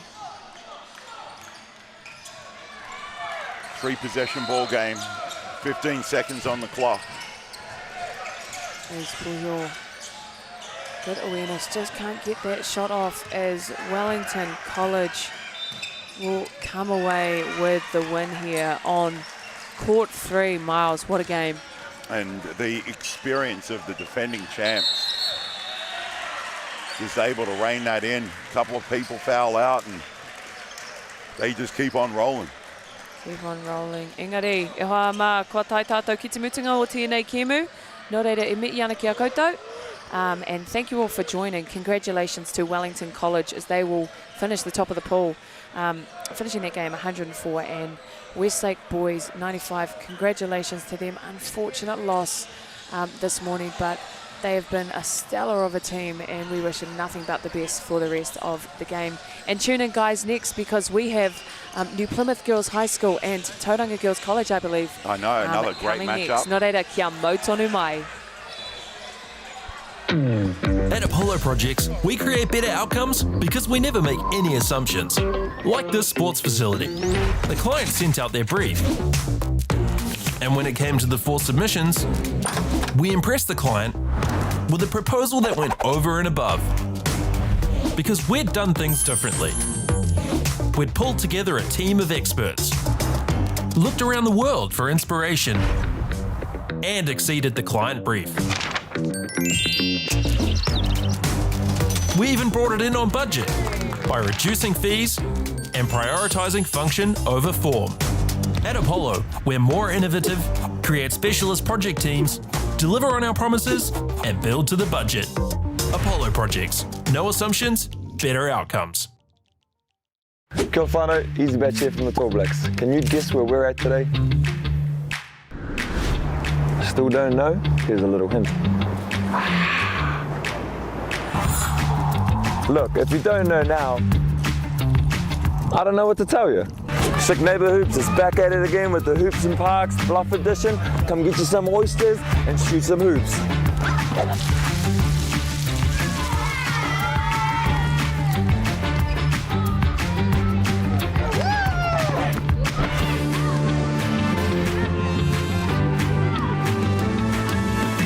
Kia ora, I'm Alan, work for Awaroa Whānau Services. We just got this main event on of opening up the new hoop here for the local kids. Just lights up their faces, eh? So it's super important that we have this hoop down here in Bluff because it makes it accessible for all our young people and helps keep them in the game and play basketball.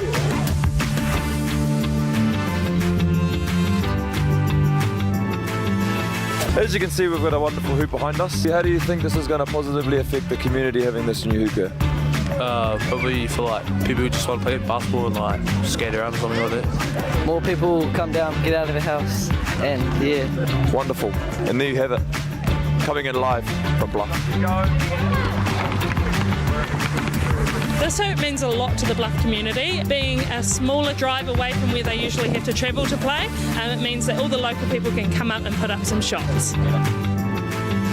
So Hoops and Parks, our vision is to have a hoop in the heart of every community, and I think that's what we're doing here today down in Bluff. Thanks to the help with Chick and Neighbour Hoops, we're trying to make basketball more accessible, get into those more isolated communities, and a good example, yeah, today in Bluff.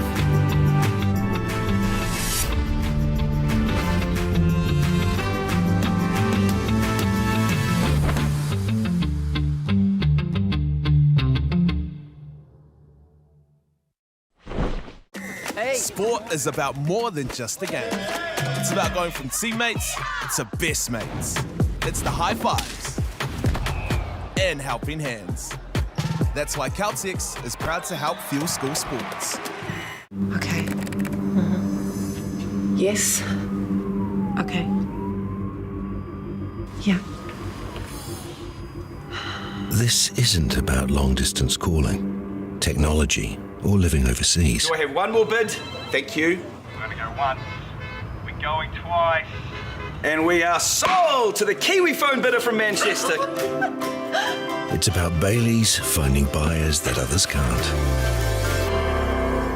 I'm Jason Bill, and we farm around the Mid-North. We took a review of our business a couple of years ago, sort of identified challenges that we had. One was profitability, and we'd noticed on our steep hill country we're getting more and more erosion. We looked around to diversify, looked at forestry to plant on our steeper country.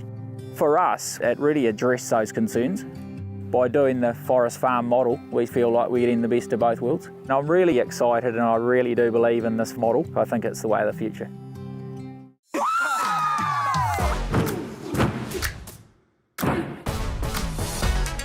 This is a solid region, I reckon. Aha! They're the OGs. It's a banger.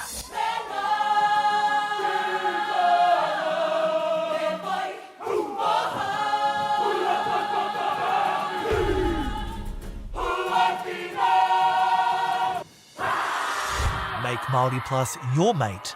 Download the app today. Randy, are you ready? Yeah. Permission to board. Push, push, push. Giving up is not an option. You could just feel the weight away. Oh my God! I could see myself here on a beautiful sunny day, doing some mad manus in there. Let's go! No special karakia to speed the process. Make Māori Plus your mate. Download the app today.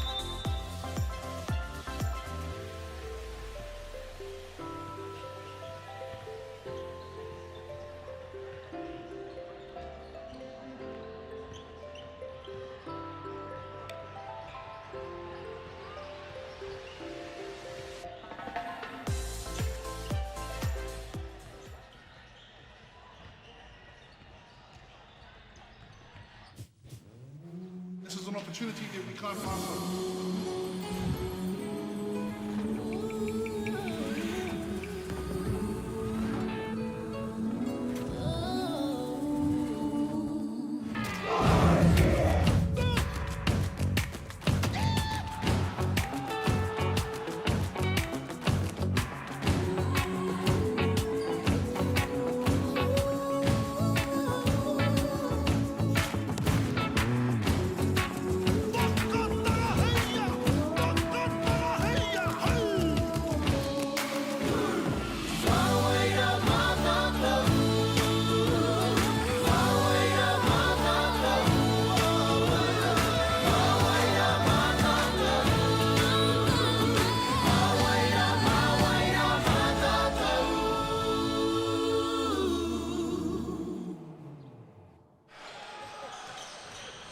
E te ti, e te tā, nau mai rā ki tēnei pāhotanga poitukohu a whakaata Māori mo te whakataitai poitukohu o ngā kura tuarua o te motu.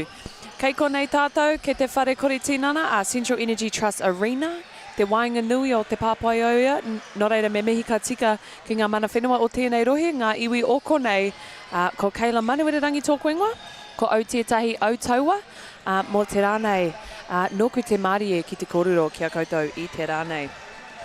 Kia ora everyone and welcome to the National Secondary Schools competition here in Palmerston North.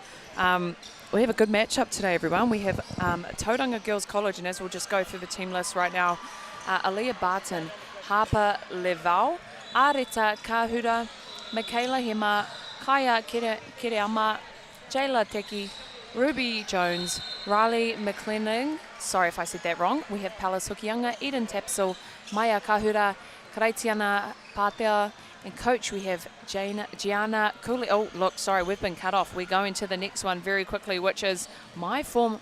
Oh, apologies, we're back. Gianna Cooney and James Pātea. As we change to the next school, my former school, so I will try my best not to be biased. New Plymouth Girls High School, all the way in Taranaki. We have Macy Death, Madison Han, Geordie Sands, Matilda Bublitz, Santina Snooks, Cassia Bailey Knoll, Charlotte Butler, Jardine Ross, Leah Dallinger, Ruby Resby, Leilani Rover, and coach Dave Bublitz, and a good friend of mine, Brianna Latavao, a former teammate of New Plymouth Girls High School. So really cool to see her in the coaching arena. As you can see, we've got our referees, Norere Miyanakia, Kia Koroa, Ngā Kai Wawau. We have Wijay Maninga and Hunter Clarkson. And we have the score bench waving. What's your name, man? Benji. We have Benji on the bench here. Benji, give us another wave. He did a little Riz action too, shaking his hair for his girlfriend. Anyways, we're serious here. Court 3, day 3, exciting matchup. We're coming to the end of pool play here as the ball is just about to go and play here with New Plymouth Girls and Tauranga. That will be New Plymouth Girls High School possession to start. Dallinger, handoff. Already we have a tie ball. It will be Tauranga possession. Pallas Hokianga at the point guard. She's had her Tall Ferns campaign, very exciting young talent, and has been involved in the Phi as well. So wealth of experience does this point guard have. She gets her easy look off the glass. A tahua rawa tu te rei kuru. Nō reira, ka haere ia ki te pai kuru tautaku. And she made that look easy. As you can just see on that replay, little fake handoff, splits the gap for the easy finish off the glass. Pai, te kuru tau tuku, tuatahi, as that first free throw is good.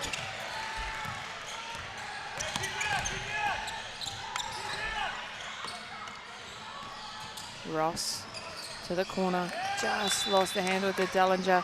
Right idea from Ross, kicking it to the corner shooter there.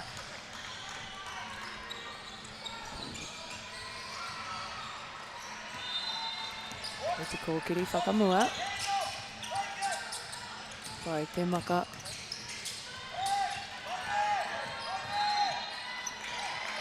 Good ball movement there as the kuru whiwhi toru just off the front of the top of there. As you can see, Tauranga keep hold of possession there.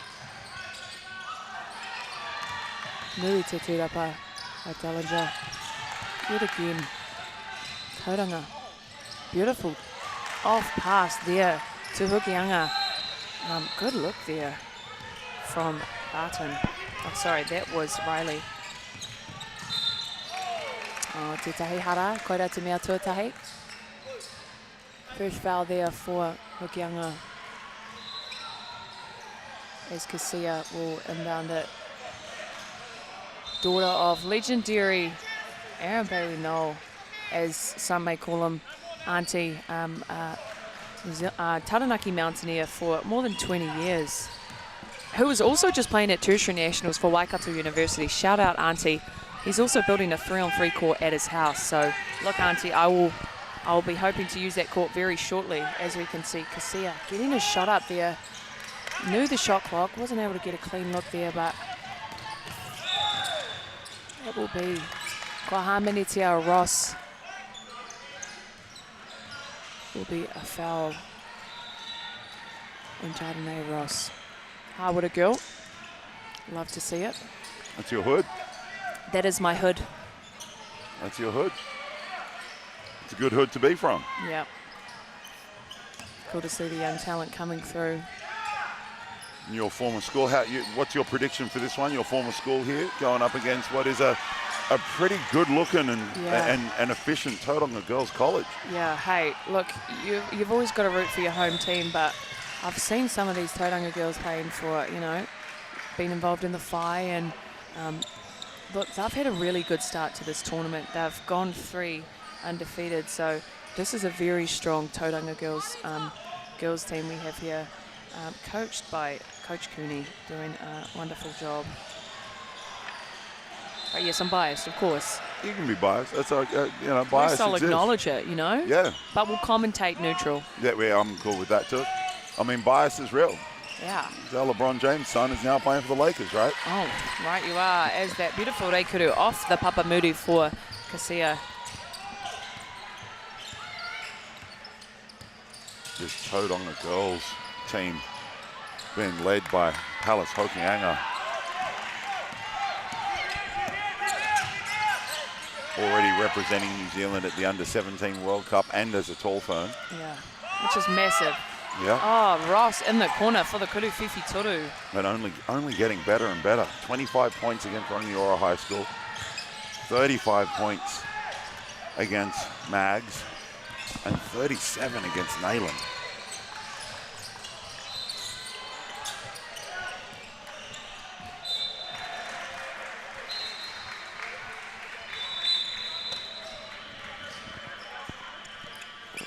See a substitution there for Tauranga Girls College. Ruby Jones checking into the game. As you can see, the pressure defense there from Tauranga. They probably will look to keep their pressure on the whole game. Beautiful drive there from Kasia downhill. Gets a rebound, kicks it out to Ross for another kuru whiwhi toru. Signed, sealed, and delivered. I don't know, I just quoted a song there, but it just felt fitting. Stevie getting it done for you. Yep. What number did you wear at school? Can you remember? Number 6? Yeah. Is that because of Dr. J, Bill Russell? To be honest with you, I didn't even have like a specific number that I liked to wear. You know what I mean? Yep. I would usually get 4, 5, or 6 as Hokianga drives it in. Well, back when I started playing, they were the small sizes.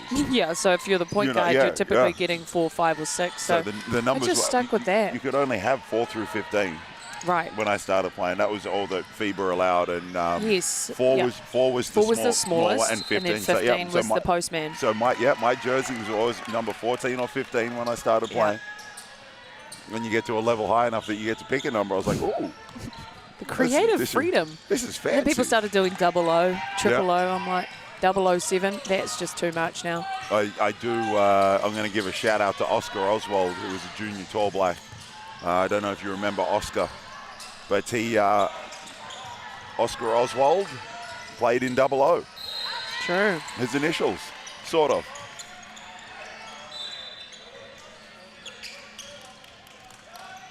Yep. Oscar Oswald representing Palmy boys in 2015, 16 and 17. Junior Tall Black is part of the team that went to the World Cup in Greece with Sam Meninga, Max Darling, that crew there. It's a great hustle. Played with Dallinger's family member, Holly Dallinger. She was quite the point guard. She's actually been here as well, so it's been good to see her. You know, as you get older, guys, and you come back to tournaments like this, you realise your age when you know more of the coaches than the players. It's quite daunting. You'll get to the age where I am, where you know the coaches' kids that are playing. Yeah. Beautiful drive there from Casilla. Strong move at the basket, forcing the coach of this Tauranga girls team to call a timeout. As you can just see on that replay, if we can get a replay here, cameraman. Casilla had a beautiful, beautiful take downhill.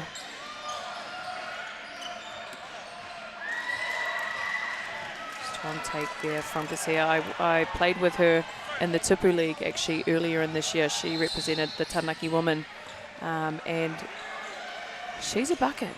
She's a bucket? She's a bucket. She's one of those players, she doesn't show a lot of her emotion, which is actually very good because they talk about, you know, high intensity, low emotion, and it's often those players that can remain locked in. And there were a couple games where she just went off. When she wants to score, she can absolutely score. She can slash, she can shoot it. And for this young player, I think it's just time and making sure she's enjoying it. But she's a very exciting up-and-coming talent. And as I mentioned earlier, her dad, Auntie, bit of a basketball legend around these ways. Yeah. And it's one of the things that you mentioned, time, and I think if you look at some of the very, very good players, they always look like they've got time. Always look like they're almost moving in slow motion. The game slows down for them, and you know, when you're still learning a little bit, it's a little bit frantic. That pace is a little higher. Absolutely. And someone I'm thinking of in that, Talia Tupaia. So when we played Australia, this was under 16. She was playing for Australia at the time, and she was not the quickest player on the court by any means, but the most effective. Yep. And she didn't need to go super fast, but her IQ was unreal, and the game was so easy and slow for her. Well, it looked like it was. So yeah, it is those players that can kind of just play at their own speed. As you just see a little travel call there. Like we mentioned in the game before, just that little footwork thing. There was a catch and had the feet set and then went to shuffle to get the feet ready. Absolutely.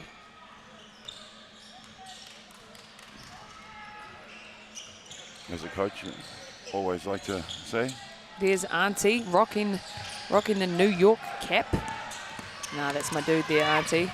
Thanks for everything you've done for basketball. And he's still doing for basketball. I popped into tertiary nationals down in Walter Nash, and there's the young man, Aaron Bailey Knoll, who's studying to be a teacher through Waikato University, and he's out there playing. And there were some first years there, 18 years old, that were 18, 19-year-old first years that were trying to push him around, and it didn't work. Yeah, I actually work at Waikato, so I did tap him on the shoulder, see if he did want to play, and it was really cool. I got awesome feedback from Auntie, in that he was really sharing a lot of his knowledge, and I guess for him has been, how do I share this knowledge with my daughter? How do I be a father and a coach? And that's probably a really hard tussle for a lot of parents who played the game themselves, is how do you teach your kid how to play the game? How do you share that knowledge? But also, you're also a parent on the sideline and you just want to support them. So, yeah, I know he does an awesome job with Casilla. But there's many parents like that. Yeah. Former Tall Blacks. Former Tall Black Nick Horvath. His son and daughter Atlas, you know, and the one thing that he does is he's always I'll always say yes to a game in the backyard. You know, they got a hoop set up out the back of their place, and one of the things is just learning to love the game. Absolutely. And so for the Horvath clan, we see Auntie there still working on his handles. Love it. But for the Horvath clan, that's his kids are coming up, and it's one of the things of just go and play with the kids, which is really, really awesome to see. Absolutely, as we see Macy nail that free throw there.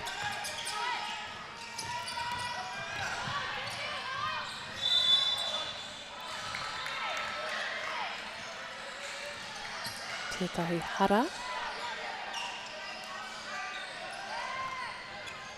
No. And that was a great little up fake and drive there. Kahamanitia Ajori will be her personal foul. Beautiful shooting form.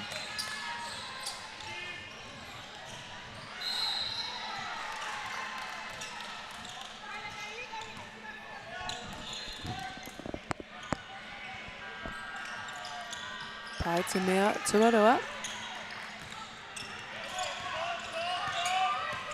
Kei te kōkiri whakamoa Ross. Good job from Kasia. Strong drive. Beautiful reikuru off the glass. She does such a good job on the drive, attacking the hip of the defender.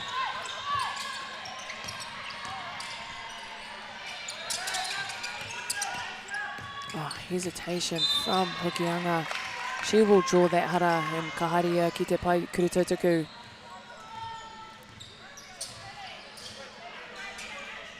Great take there from Hokianga.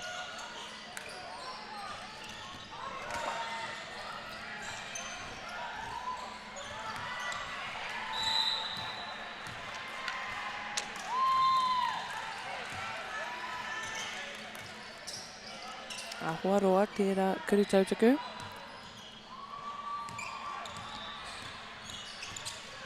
Engari, rangi tū tērā.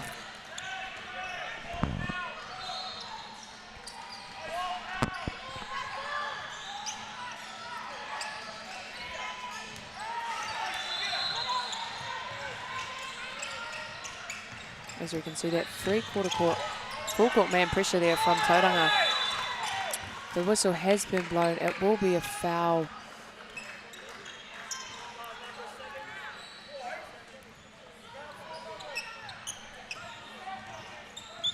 Number 52.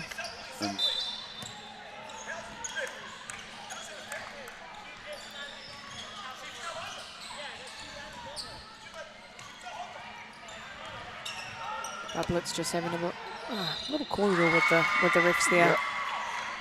Yeah. And you know, asked in a fairly polite way, you know, how was that a foul? What's going on? And the referee explained that they fell into each other. And unfortunately, sometimes you don't mean to foul, but that was the situation at hand. I was just having a little chuckle to myself because I've actually been super impressed with the way that coaches and managers have been talking to refs and benches. Whereas, you know, a few years back, Miles, coaches probably weren't as kind to referees as they perhaps could have or should have been. So there were some emotional people on the sideline and on court, and you know that, like you said before, you want to be low emotion, high intensity, and just that's fine. But it's really hard when the game can be so emotive, and it's a game of runs. And we saw some great basketball being played in the previous game, Wellington College versus Westlake boys, and there was emotion shown on both sides. Sometimes of joy, sometimes of frustration or anger, and it's for everyone involved in the game, referees included. You got to be able to be almost that emotionless robot when making the decisions, particularly as coaches trying to be a calming influence on your game and on your squad.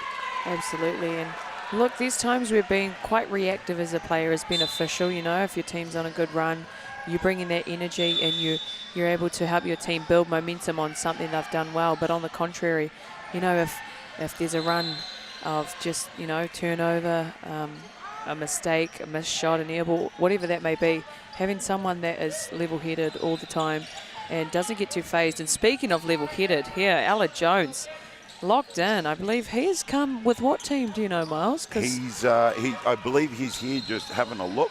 He is part of the New Zealand under-15 girls program that is getting ready for Oceania, and scattered throughout all the teams. He is part of that, and here with Rangiora is the head coach, Liam Connolly. Filled in last night for me commentating. I think she just shot that underhand. Yep, the shot but I'm not going to lie. Shot clock running out. Shot clock was running, but it was actually a very good attempt. Oh, Rick Barry shot his free throws underhand, so why not the occasional three-pointer? Exactly. Koridoi te poro. Beautiful maka there to her teammate in transition. Riley, beautiful finish at the glass there. As just 1 point in it here as we approach the end of this first quarter. They kick ahead pass just a little over the top of her teammate. Means Tauranga Girls gets another chance to add to their tally of 14. Kariwhiwhi toru. Mai te tapa. Ahua poto. Ki te corner, mo te kariwhiwhi toru anō. Lucky there from Hukianga. As we have a one-on-one situation in transition. Kasia just misses that shot off the glass, but a good look.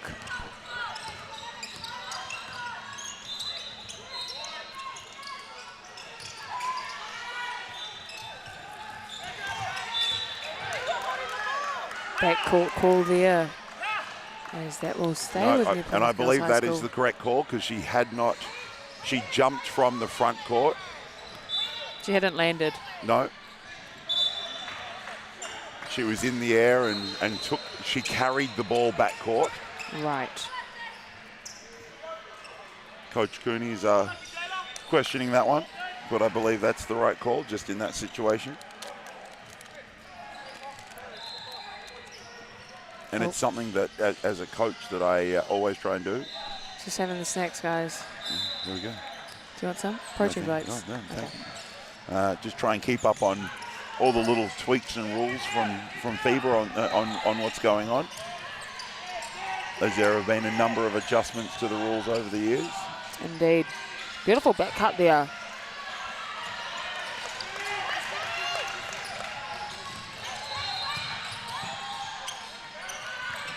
And the patience there from Tauranga Girls. Trying to move the ball side to side. Nice drive. Manages to hold onto the handle. Oh, can't hold on to the rebound. Beautiful skip pass to the top. Great right-handed hook pass off the drive. What they could have if he toru.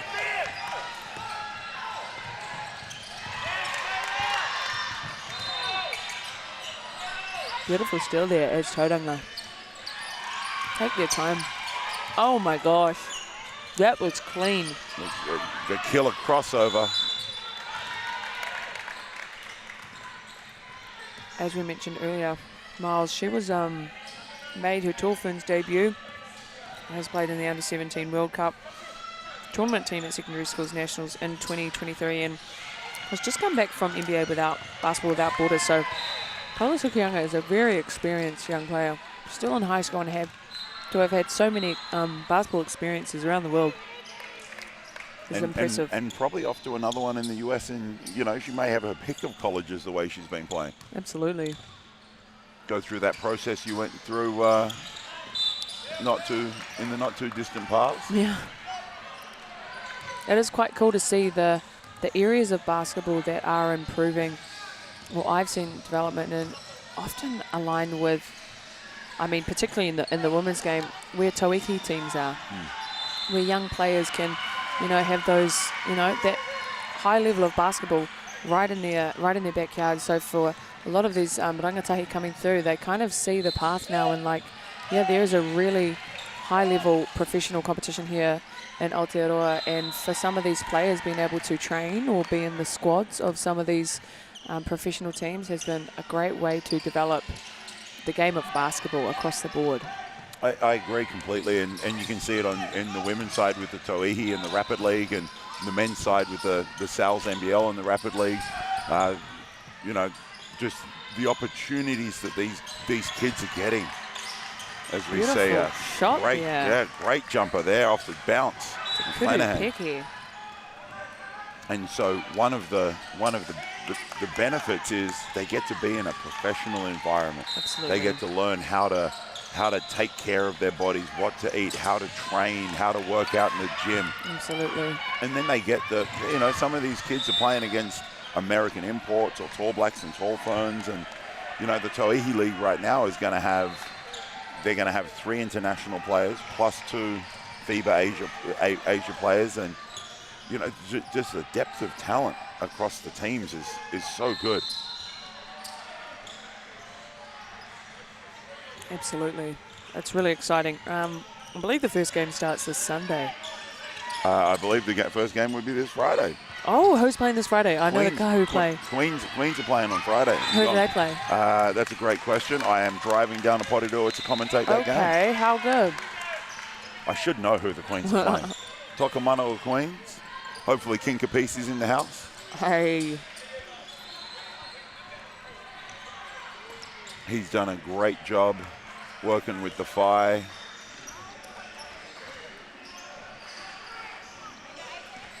And the Tokamano Queens.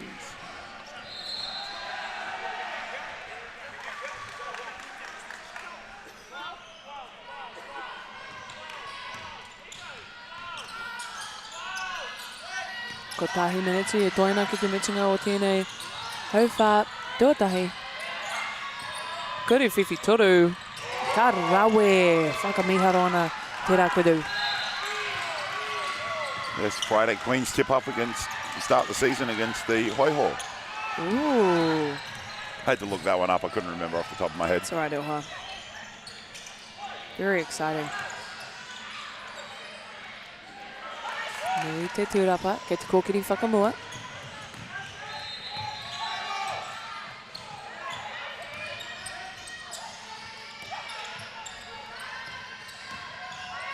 Drive and kick action there from Tauranga as get a good look.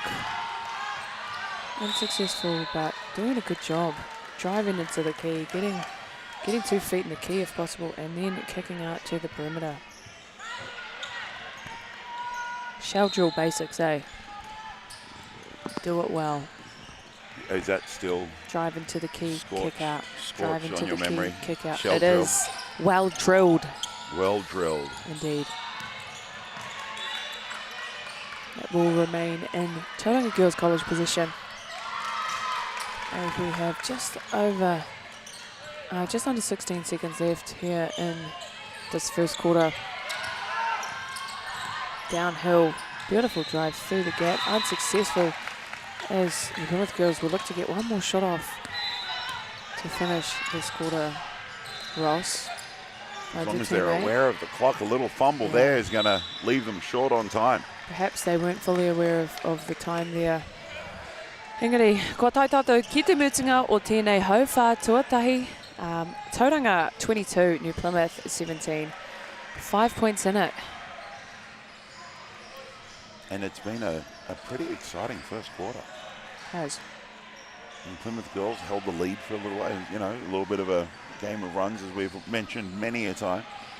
That little seesaw battle, and Tauranga girls taking the 5-point advantage into the quarter break.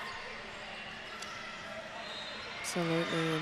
And just while we have this little spell, he wā pai nai nei ki te mihi atu ki ngā kai tautoko o tēnei whakataitai. Nō reira e mihi mahanuri kia koutou Footlocker Whakata Māori, Basketball Manawatu, Central Energy Trust, Arena, NZ Community Trust, Four Winds, Lion Foundation, Sport NZ, Moulton, Baileys, NZ Carbon Farming, Caltex, Apollo, Projects, Sport Manawatu, Glory League, GJ Gardner, Palmerston North City Council, InspireNet and NZ Sport Collective. So a massive thanks to all of you guys for the help you've put into making this amazing week-long competition possible.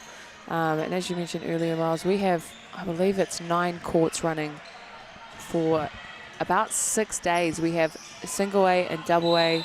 So there is, I haven't counted exactly how many games of basketball are being played, but there is a whole lot. it is a lot of basketball games with both competitions running across the board. You know, there's game after game. This morning tipped off 9 o'clock, all nine courts going.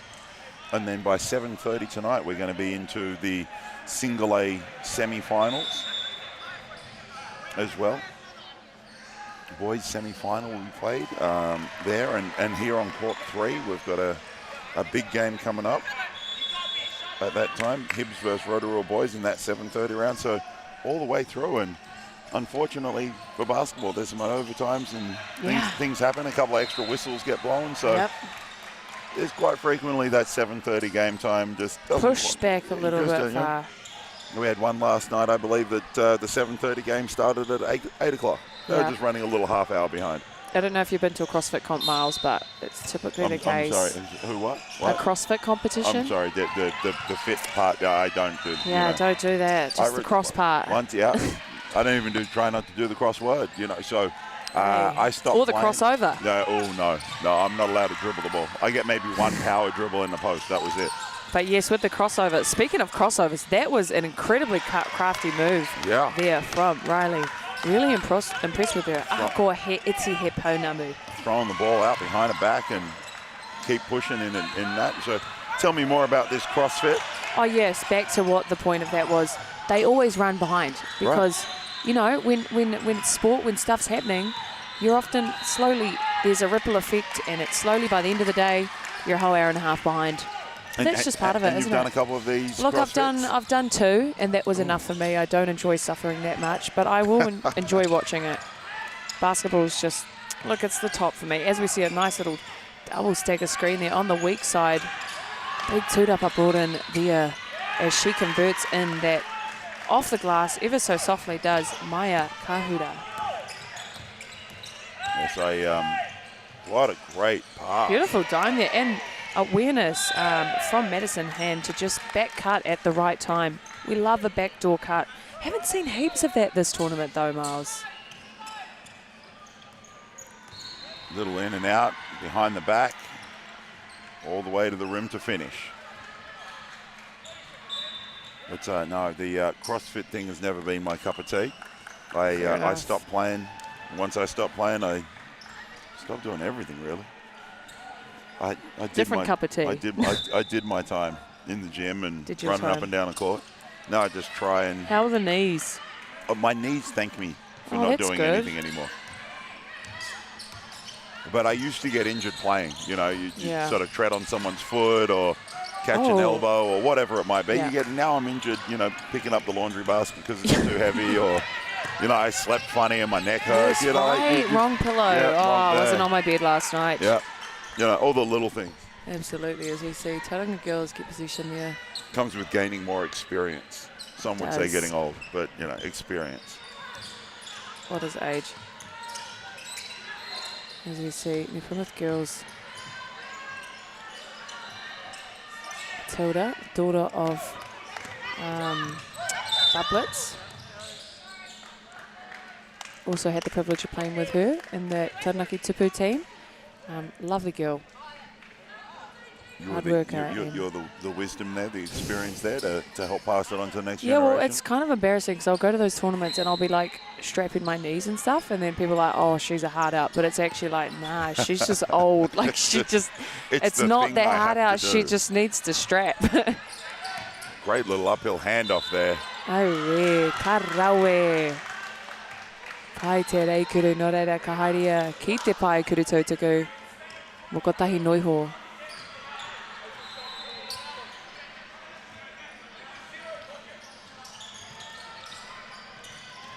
Bit of a light call there, but the ref has called it, so we will run with that. And that's and I don't mind if the referees called the light stuff or they let it go, whatever it might be, as long as they're consistent throughout the game. Absolutely. And then it's up to the players and coaches to let their players know that, hey, this is what we can do, this is what we can get away with, this is where we got to be tidy, and to play to that, to play to what's being blown. Absolutely, as we see Garcia, big rebound, just can't convert. Palasukianga pushing it down, as that will be an out of bounds play there. Hey, can we just point out, shout out to Shrades there, manager, Holly Schrader. I grew up with Holly Schrader. We used to have scrimmages in Hawera. Yeah, and my good friend Brianna Jones there. Sorry, not Brianna Jones, sorry. Also a friend, but this is Brianna Latavau. We played New Plymouth Girls together. It's quite cool to come to these things and just be part of the social aspect. Yeah. Also, you don't have to strap your knees or anything like that. We just get to watch Drink the coffee. game. Yeah, drink a coffee or two and watch a game or 1200. And get to catch up. Bublitz used to coach New Plymouth Boys High School, I believe, with the likes of Lockie Fenwick. I believe Ella Jones was there at the time as well. The service to basketball that Dave Bublitz has given has been absolutely outstanding. He's coached all levels, high school, Sal's NBL, basketball, New Zealand junior age group, as we see a great steal and finish there. Kapai. Tauranga girls just adding that pressure, making it very difficult. Ka te tāwhanawhana te pōro. Mau tonu. Oh no, tētahi hara. Rungi te papa. I do feel like that is a little bit of the auntie type work ethic on the glass there, passed down to his daughter. It is, as you can just see, she puts a shot up, goes for the rebound again. And that's something that I love to see. I feel like this is not probably something I learned until quite a bit later, but it's actually, and it sounds corny, but it's not, you know, it's not the miss or it's not the turnover that you make. It's the response to the miss or the turnover. And to see, you know, see it, missing the shot, that's right. You go back and you go to rebound. So focusing more on how do I react to a situation as opposed to, look, not putting so much pressure on making the mistake or making the missed shot, but how do I respond to that? Yeah, and I love that. It's something that I'm trying to deal with, trying to teach to some of our athletes at the moment. The mistake response. One of the big things is I don't care, as a coach, I don't care that you miss if it's the right shot and the right, you know, you're trying to do the right thing and you turn the ball over, you miss the shot. These things are going to happen.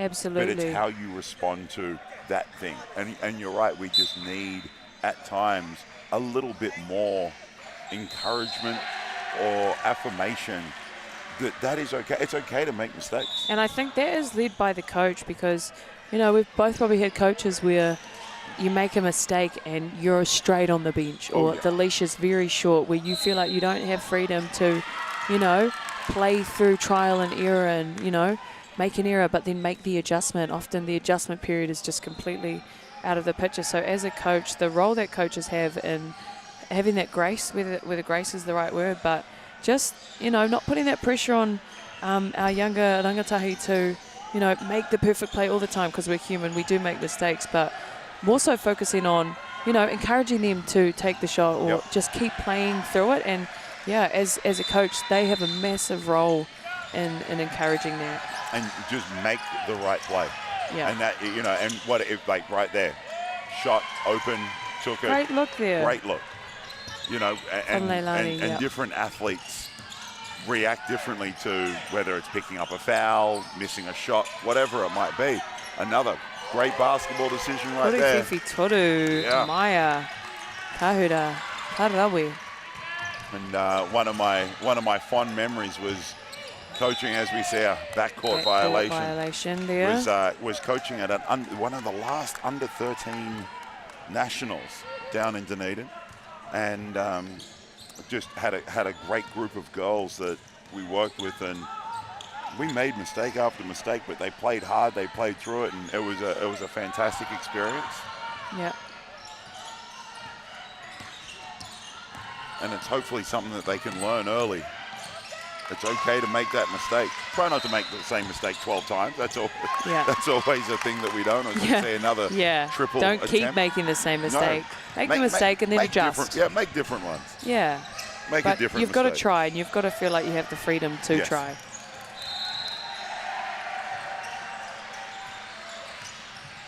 See what The Plymouth girls just unable to connect on that one. Ki te kōkiri whakamua. Oh, the extra mucker. Ai.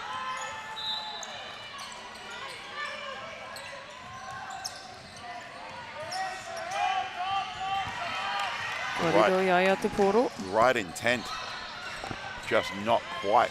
Koru whiwhi toru, whakamiharo ana. Kua whai toru piro, a hokianga. Just like that, this lead is starting to blow out on a couple of handling errors. And Tauranga girls punishing every mistake. Absolutely, and as you know, 2 miles, often the best response to a press break, is to break it with a pass. Can be quite hard to break a press with a dribble. Dump off pass, easy basketball there as Tauranga girls push out this lead to over 20 points now. As there is as a we foul. have the ball.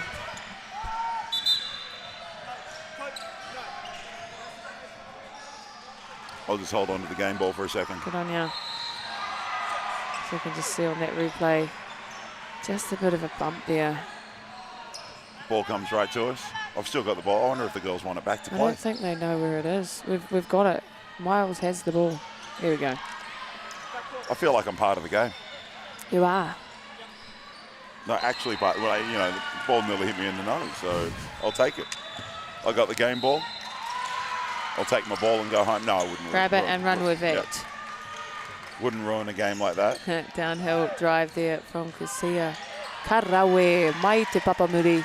Korikanga hara engari, tino angi tū, te huru. Awi matau. Fortunately, a little crossover, just threw it out of bounds there. The pass on the kick out there. Unfortunately, there was more of a duck to get out of the way of the ball than a catch. You can make that little error with a 19-point lead. Yeah. Good to see though, 19 points up. They're still doing man-to-man pressure, but that looks like that has been an illegal screen violation. And as we mentioned in the earlier men's game we were just commentating, Miles, they've been calling that quite frequently throughout this tournament. The moving screen, so the screener's feet are not planted yet. But the thing with that is, I guess it's an adjustment that's been made, but they've been consistent with it throughout the tournament and for any team. So that's all you want, is that it's consistent. And it's tough because this is a two-person problem, really. This is like as a person who sets screen. Do you ever set a screen? You never set a screen. Yeah. You're like point guard. Excuse me, point guards set some very good screens. I feel like because we don't set them as much, we really, really go for it. And sometimes it's your redemption. When a post player keeps slamming you on a screen, I'm going to come and get this person. You're going to come and get yours back. But I'm not going to lie, I think sometimes point guards set the best screens because we don't do it often, but when we do it, we really take it seriously. I'll take that on board. But you as a ball handler have got to be very patient and wait for that screen, and whoever is screening, whether it's a guard to guard, a guard to big to guard, the screener needs to be there quick, and they need to be still. And this is the thing that they keep getting called up across the whole tournament, is some of those screens they're just not quite still, or the ball handler is moving a little quicker.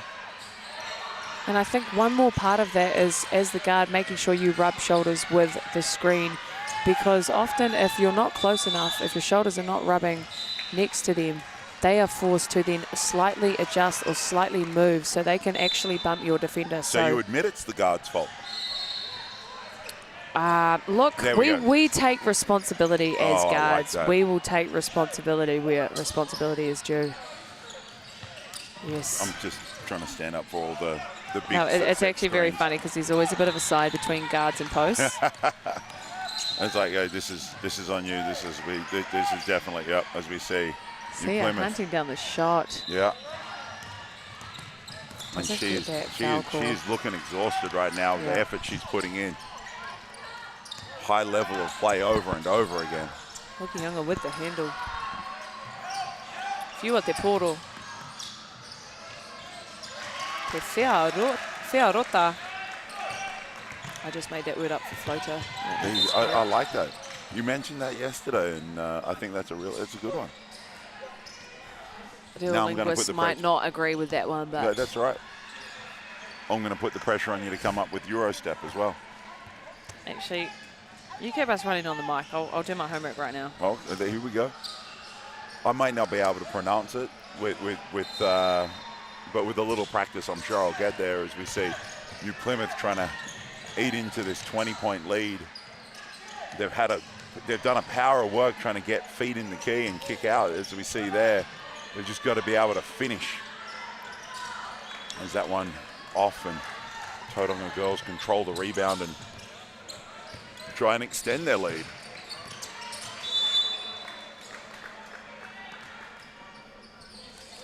As we see Macy Death from New Plymouth girls called for that foul.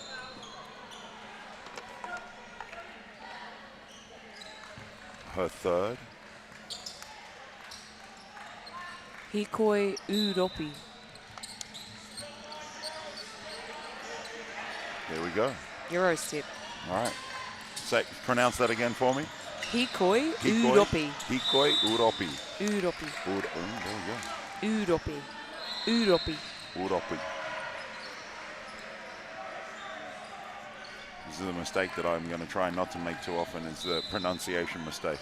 A-E-I-O-U.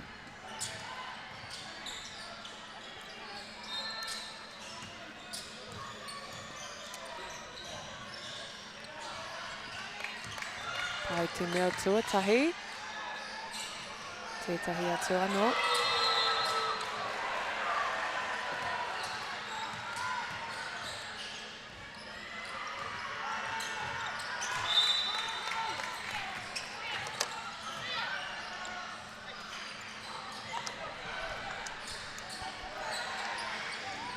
As we see the game get back underway.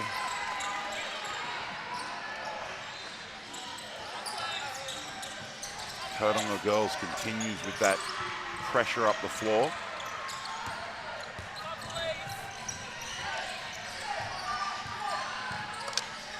As we can see, Tauranga in a man-to-man matchup.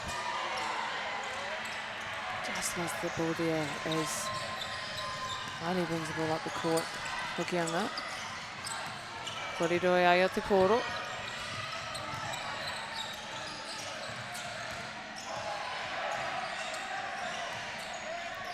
Good ball movement there from New Plymouth Girls High School. Much better ball movement, and unfortunately you can't connect after some beautiful passing. We love to see, no one's got sticky fingers, as Trent would say. People are just moving the ball.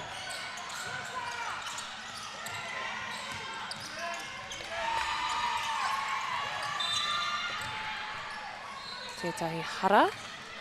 And that should be 2 shots. New Plymouth girls in a little bit of foul trouble this quarter.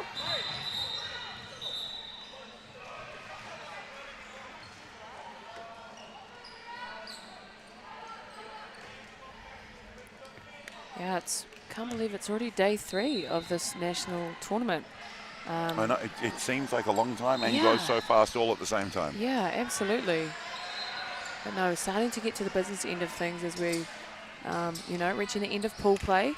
And I believe tonight is crossovers for our single A schools. And for those at home that aren't aware of the classification for single A, so if you're a single sex school and you have 300 students or less, you'll be single A. If you're a co-ed and you've got 600 or less, you'll also be single A. And then double A is for our bigger schools with more than 600 for co-ed or more than 300 for single sex.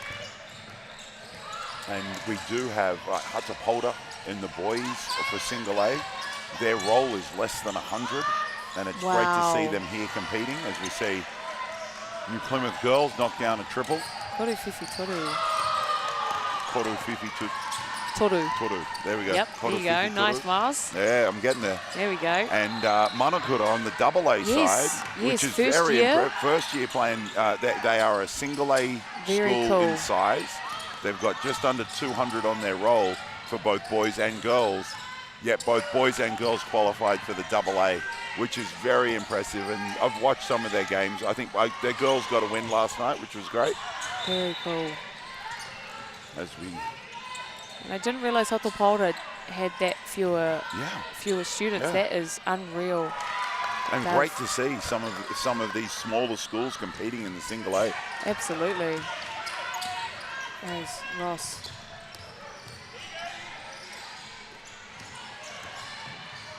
Oh, float game. Whiarota, Dallinger, Toki.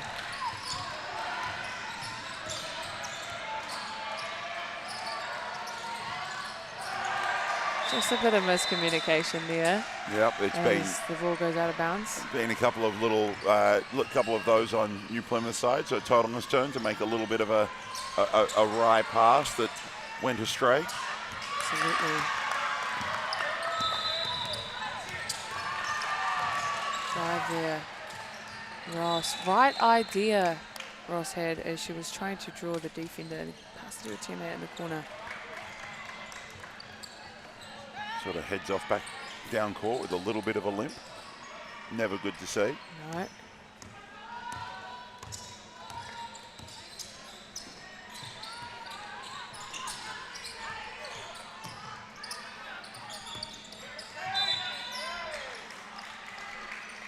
Tētahi hara.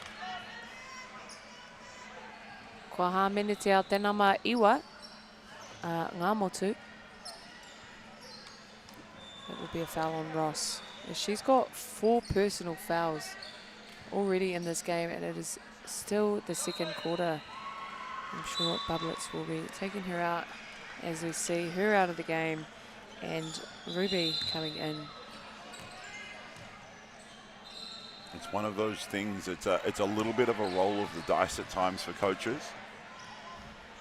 Absolutely. And there are certain players on teams that you can trust to do the right thing, and unfortunately it's out of your control whether the call gets made or not at times, and the view or angle that you have is different to that of the official. Absolutely. It's just when the strategy part of coaching comes in moments like that. As I see, full court man press here from Tauranga.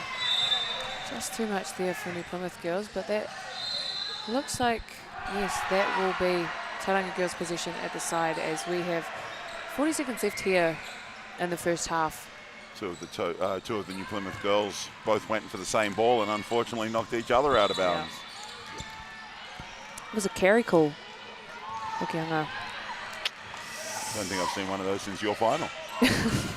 Couldn't have been me. Oh, it wasn't you. It was just in that game. You've never travelled or you carried the ball or double dribbled, you know. It's a... Yep, that's me. Never fouled anyone. All those things. That's the dream, isn't it? There's a foul call there.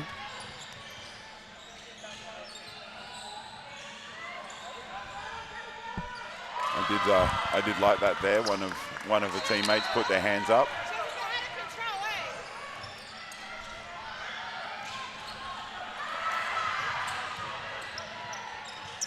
As Hokianga is subbed out for number 9, Areta Kahura.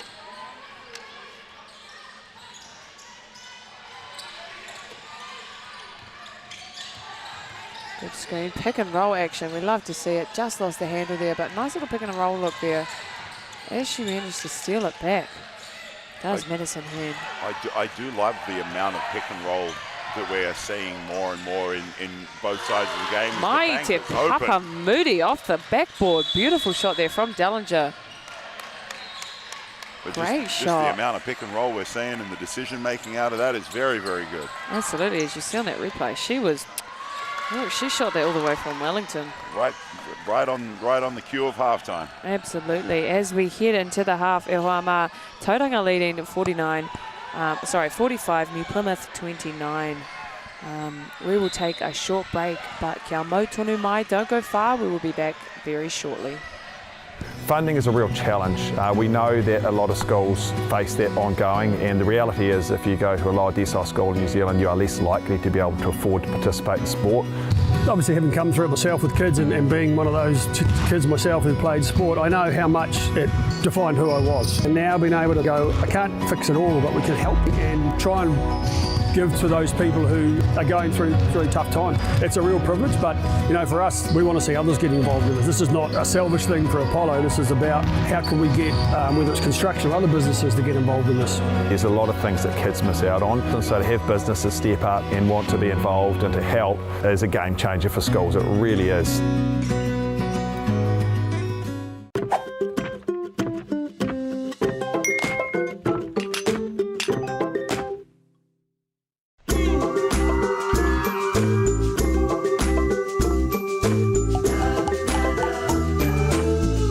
E tiro aroha nau ki ngā mahi toi katoa, ngā mahi auaha. He pōrangi mātai. Toi tū te rangi, toi tū te whenua, toi tū te reo Māori, toi ata ki te ao. At Apollo Projects, we create better outcomes because we never make any assumptions. Take this for example. This wine turret doesn't look very well designed. So we called the tank manufacturer to check. We asked, why is the turret away from the side of the tank? They said, because it's always been that way. So we had to think. What if the turret was next to the catwalk? Sounds good. So that's what we did. Now the wine turret is better designed, better value, easier to use, and safer. Now I think that deserves a toast. Apollo Projects. No assumptions, better outcomes. I've got no skeleton, got nothing to hide. He's a great stirrer. It's trepidation, anticipation. She's a game changer. Come celebrate the stories of our Māori heroes. Whakanuia. Lots of celebrations, so many laughs, going to be amazing. I'm a bit of a fan. Tough. Yeah, I'm looking forward to hearing the stories from the St. Joe's days. Oh, she is the sweetest person and also one of the most scary people I've ever met. Yeah. Uncle, he's the man. Biggest fan base is 50-plus-year-old Pākehā woman. That's not true. Bring it on. Whakanuia. Te whakapahoa kia na ki whakaata Māori me Māori Plus.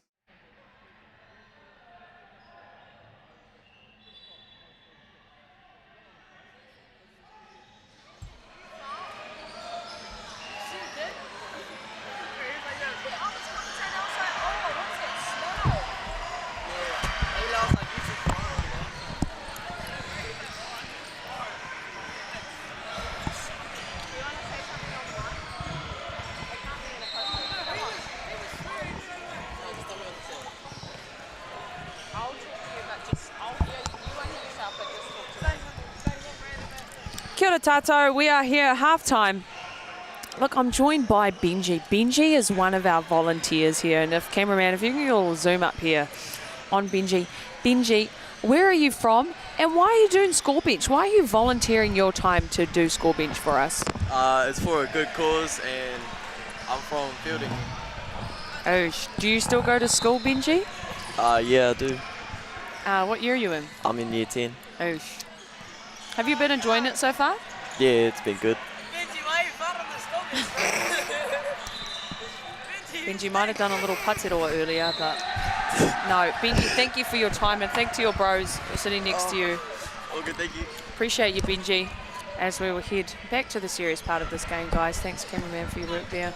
Bit of an impromptu interview with that guy, Benji, but no, shout out to all of the volunteers, guys. Six days of basketball, 9 courts running.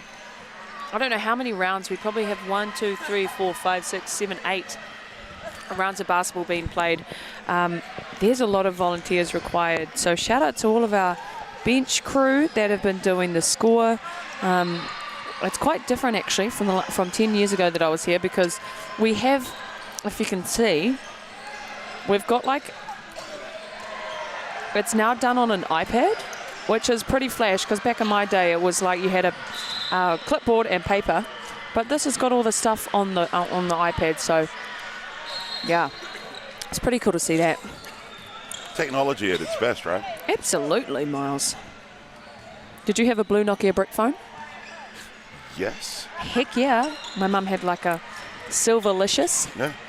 Pinkalicious. Yeah, snake getting it done. That was the only thing. And you know, my first phone was was a phone before that, and you could make phone calls. That's it. They had no games. There was no texting. There was none of that. Wow. My first phone coming through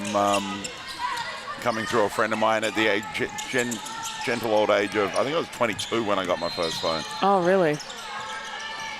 Karawe, beautiful shot there from Dellinger at the baseline as she starts off scoring on this second half. 31-45, Tauranga with a 14-point lead. As New Plymouth girls are in a bit of a 2-3 zone here. Not a bad tactic, as Tauranga girls did a great job from getting their feet in the paint, but if they're going to shoot the ball like that, they may shoot the zone away. Beautiful kuruwhiwhi turu there. Patience in the Tauranga girls offense as Matilda brings the ball up the court, doing a good job at just securing that ball as Kasia gets them into. Just a great strong drive there, able to bump off her defender. Absolutely, she did have 3 defenders on her at that time too, so if, you know, in those situations, if you're that off guard potentially, or off post player cutting or wheeling around, so she can have that release pass there. I roa ngā kurutautaku e whai ake nei. Pai te mea tuatahi.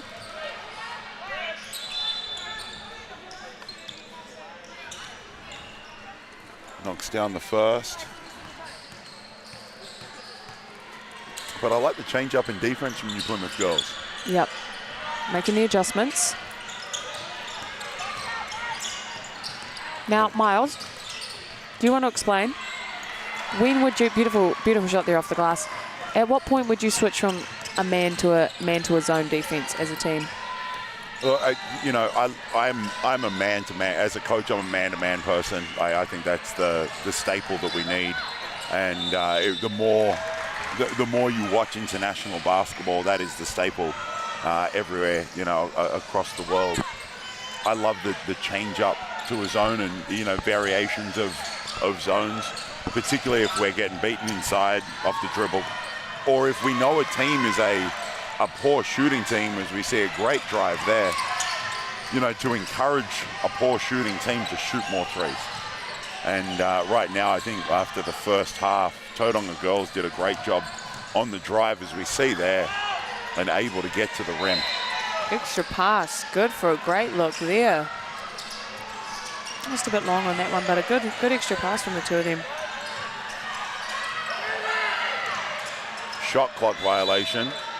Draws the Should have been first. I don't think the officials were aware of that. The shot clock had gone off.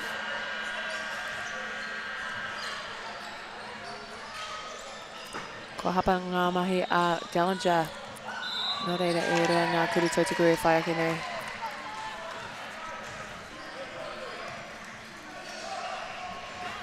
Tarawe, pai te mea tuatahi.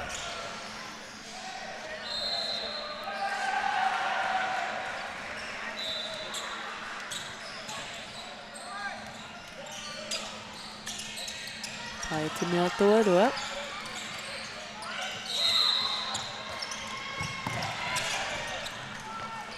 Great little release pass in the middle of that pressure. The release pass is really crucial when it comes to breaking a press. You know, if the point guard catches it on the entry pass, having that post or trail man just slightly behind them, so they can draw 2 defenders, pass it back, and then often it's that reversal where you can then break the press. And it's the ability for some of these kids to not get sped up enough to actually see those passes. The pressure adds some speed, and it's the speed of the game that can take away some decision making. We see a great little back cut there. as the shot clock expires. Fifi Toru, unlucky. That was a shot clock violation, but a beautiful look there from Kasia. And in that last play as well, Miles, we saw a horn set, which I don't think I've seen a horn set yet in the tournament. I feel like that was a lot more frequently used back in the days. Back in your day. Yeah. My day was still very much 3 out, 2 in motion.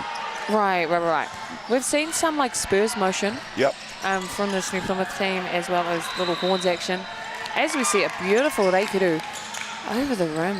Easy as for Riley there. That pressure, tenacious defense there. Fortunately, just a bit too much kaha on that, as number 11, Jayla, will get that foul.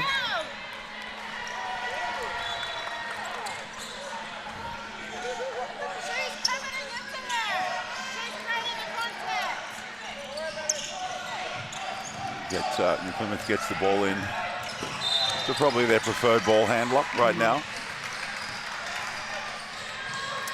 As that Tauranga Girls coach, Coach Cooney, just calling for a timeout here, Miles.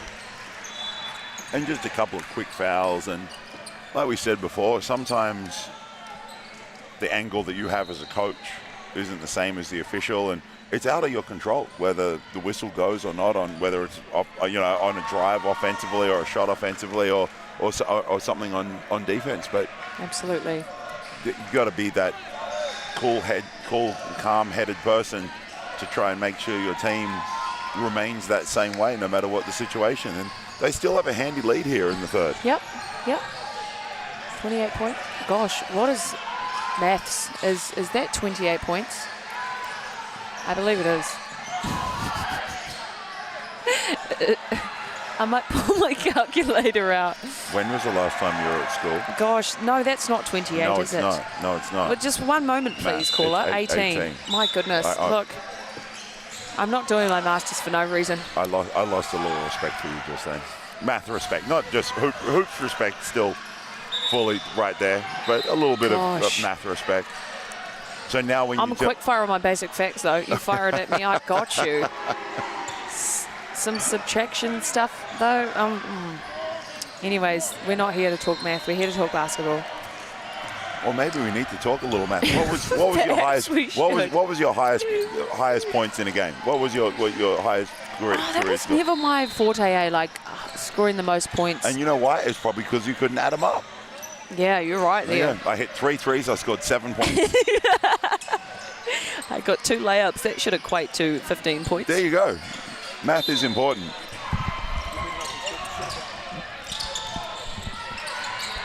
Just said a friendly hello to Bublets there. Yeah, Coach Bublets. What did he say to you? He said, I hope you're saying nice things about me. Now, shout out Bublets. He's done so much for the game, especially as a girl from Taranaki. It's okay. Speaking of Bublets, Matilda Bublets for the Kuruwhiwhi Turu.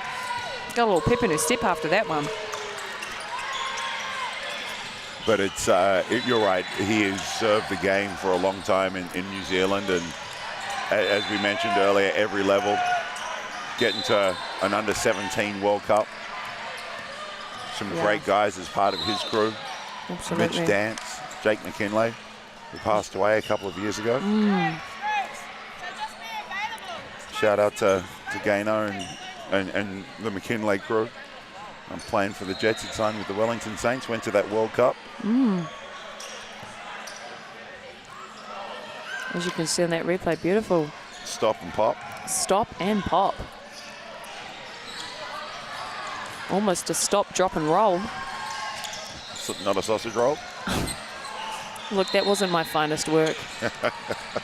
For anyone who's driven into Palmerston North from the north, you go through Bulls. Yep. And every time I go through there, I'm like, man, these puns are on. They're great, aren't they? Constable. Faith, what was that? Believable. I don't know. They just, as we can see, an unstoppable steal. Dish. Beautiful pass there. Look, I don't know if we can get a replay later for that one, but Hokianga with the crafty mucker, dish. Yeah. Crafty, mucker there. She plays at both ends. You can just see a little behind the back. Shout out to our cameraman for replaying that one.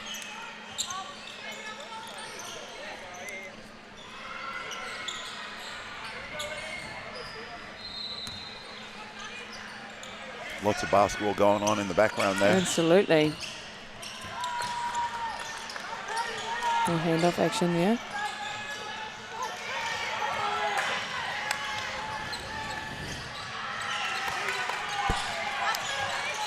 Manuetta and Mount Albert Grammar behind us. We'll get back to action here.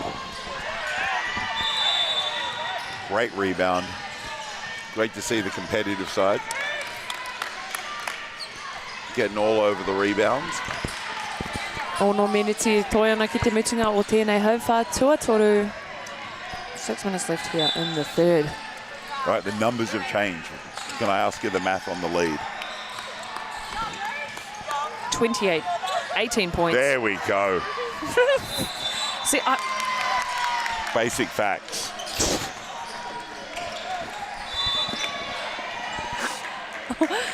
Oh, God. Tauranga. They called for a foul on that rebound.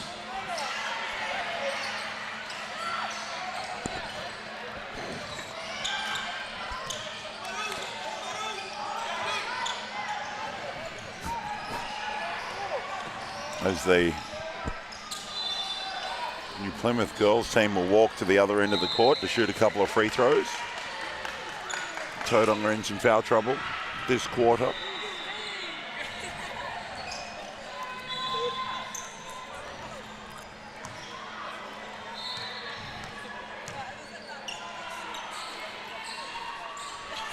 A little off on that one.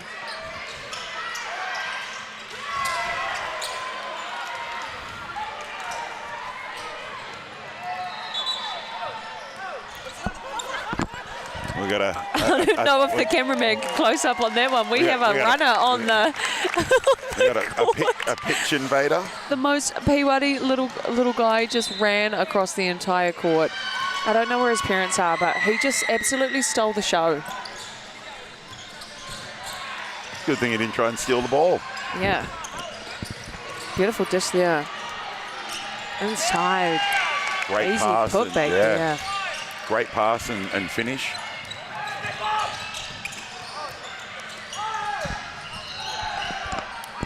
As New Plymouth girls try and eat into this lead. 7 seconds left on the shot clock. They'll need to get a quick look up here. And great look. Was aware of the clock, and she gets the two-up as well. As that will be a tie ball. 20 points now. There's a lost and found as we see the runner. He did a great job, didn't he? He did. Great form. Getting down the court at pace. And Plymouth with a 14-second reset after that jump ball.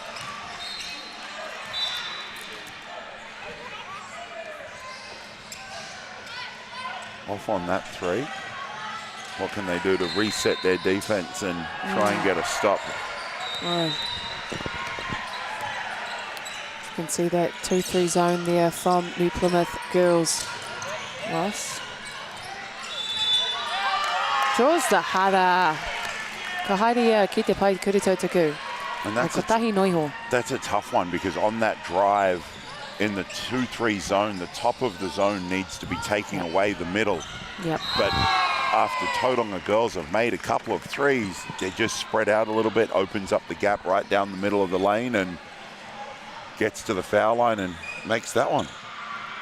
Absolutely. And I guess those one-on-one, man-to-man matchup principles come into play when you are in a 2-3 zone.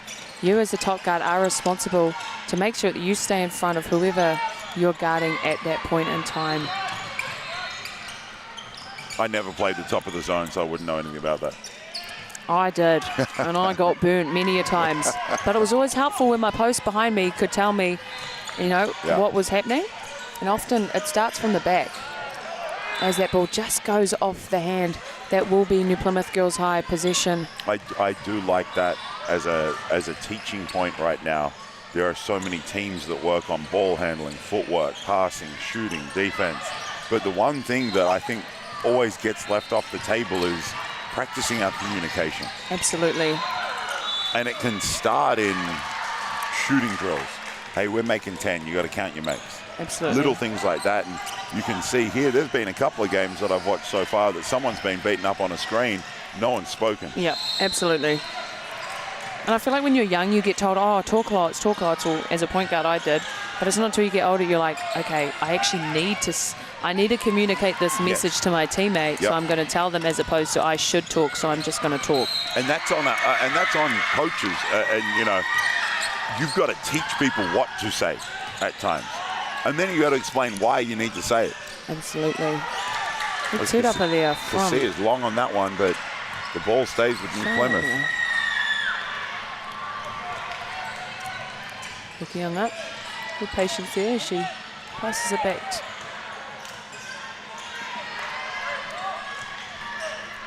And this can be an issue when you play zone defense, because at times you do not have necessarily a matchup or the same matchup.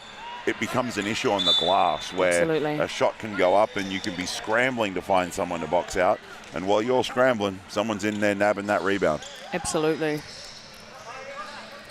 There's also some subs rolling in from the Tauranga girls bench.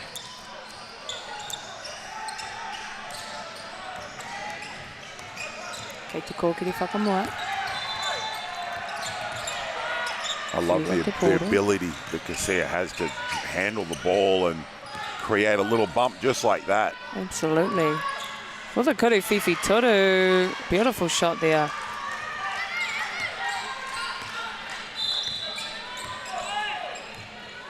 Just that little bump under control. Absolutely. While handling the ball, you see some people do the same thing. Unfortunately, that little bump knocks them off balance as we see a little bit of a tangle up and a jump ball called there. So as you can see with the 2-3 zone for New Plymouth girls, it is a responsibility typically, depending on the principles being taught, for that baseline person to pick up the ball when it goes to the wing. Yep. So often, once again, communication, Miles, it's important to communicate if a bump needs to happen, that top guard can release, drop back to their elbow, and it is that baseline person that picks up that wing pass. As you can see yet again, an open wing pass to the baseline there as Hokianga nails that little kurupiki. And almost at times on that bump that you're talking about, I know that as someone who played the bottom of the zone, you know, I'd go out to that, and they got to a stage where if I was too slow to move, my teammate would actually communicate by just pushing me. Oh, the number of shirt grabs, or you'll just have... Get back here, go over there. They pull you, they put you in place. All out of love though, eh? Oh yeah. You can't be mad at a teammate for that. Absolutely. As Leilani Roba will go to the line. Kuru Tautaku.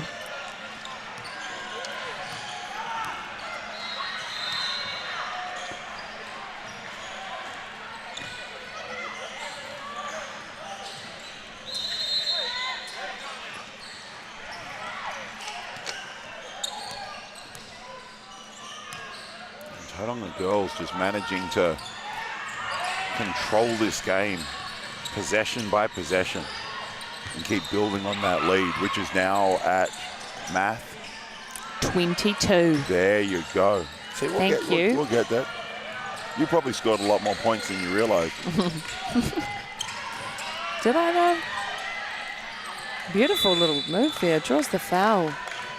We've had quite a few free throws here in this game, haven't we? We have. We have indeed. It's Tauranga. On 5 team fouls and New Plymouth girls on 4. If scoring wasn't your thing, and we talked about the role everyone has to play, what statistical category were you most proud of? Assist to turnover ratio. Oh, that's a good one. Assists second, Yeah. assist to turnover ratio first, which I wasn't really introduced to that concept until college. Because, you know, America, they take every single stat Yes, possible. they do. My Yes, gosh, they do. it's overwhelming, but it is cool. But assist to turnover ratio. So I love that, because you can end a game like, hey, I had 5 assists. Yeah. I had 7 turnovers. Right. So I remember my first New Zealand game, under 16s. I was playing under ACO, and I think I got 10 assists, Yes. but I got 10 turnovers. And I remember hearing someone talk and go, she got 10. And I remember thinking, oh, that was assists, but I'm pretty sure it would have been turnover because, yes, that is a very important statistic for, anyone on the court, but particularly a point guard. A coach needs to know that they can trust you when they put you on the floor. And you talk about that trust that a coach has with a point guard. Often, maybe this was just, depending on the team and the dynamic, it's often the coach that calls a point guard, in a free throw situation. Hey, they'll communicate the message, and it's often that communication that happens there. It's that trust that gets built, and as a coach, you need to know that your point guard will be safe with the ball, won't turn it over, but that you can set your teammates up as well. So the assist-to-turnover ratio says, hey, you're doing a good job setting your teammates up, but you're also doing a good job not turning the ball over. You're looking after the ball. So what was a good assist-to-turnover ratio for you? What was your goal? I think something like 4-1. 4-1, great. Is probably a realistic one. Yes. At that Not 287 to 1. Yeah. There's actually one flex that I have from college. One. Oh, okay, here we go. It was Crystal, Legend Walker, and I. Yes. We're both playing D1 at the time. We were both leading the nation in the first game of the year with an 8-to-1 assist-to-turnover ratio. Lovely. And you already know that second game, I got about 10 turnovers, so that was a very short-lived thing. But yeah, Crystal and I think, were either both, just in that top three or both leading the nation. But it was a very funny stat because look, hey, all you need didn't is one, last long. All you need is one screenshot. One claim to fame. Yeah, you need a screenshot of that, and you're good to go. You can keep that for the rest of your life. Absolutely. But no, it's such an important thing, and you look at some of the areas where these teams are doing very well is forcing other teams into making those mistakes. And Tauranga girls right now have done a great job of punishing New Plymouth's turnovers to get this 23-point lead as they earn another trip. Hokianga earns another trip to the free throw line. Absolutely. Both teams are in foul trouble.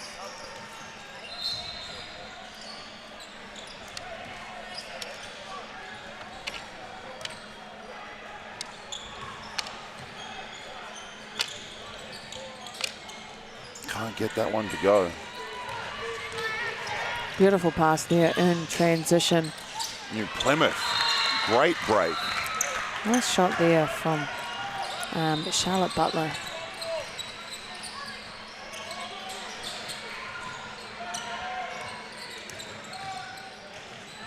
Beautiful driving kick there. Kudu Piki.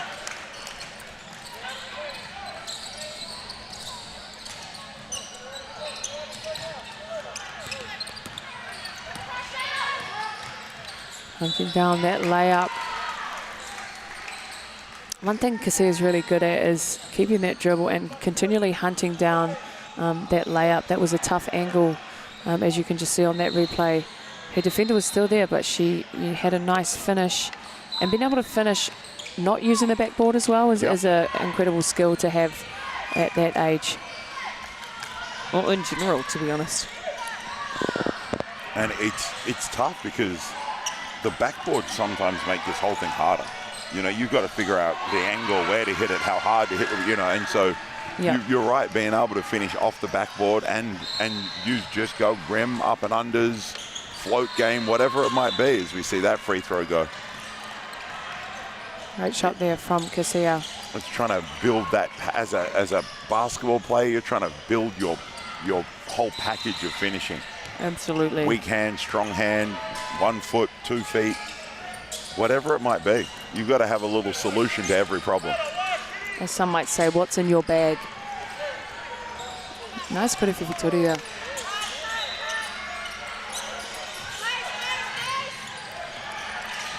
Whāteko here kona I Toiana.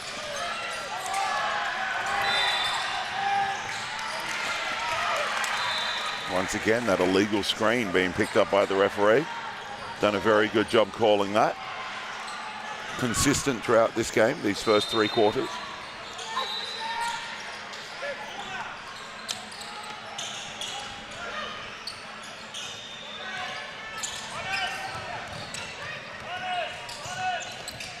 Nice shot there from Jari. Beautiful look. Bridging that gap a little bit more as we come to the end of this third quarter. Tauranga will look to get one more shot up. A little difference between game clock and shot clock. Yep. Maybe around 6 seconds they might get a look here. Nice look. Can't convert. That will be a football violation. 1 second left on the clock. That will be Tauranga possession. Little chip and chase attempted, but not quite completed.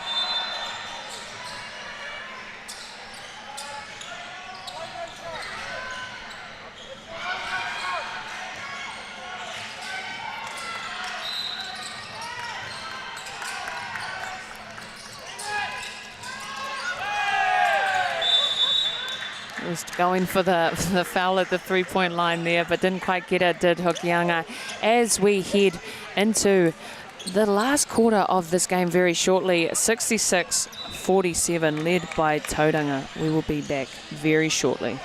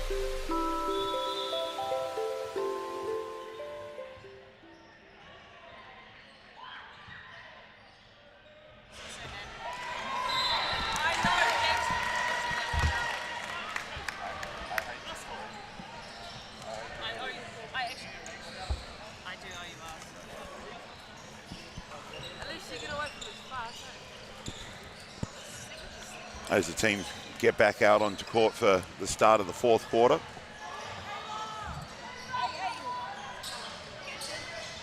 This game running a little bit behind time.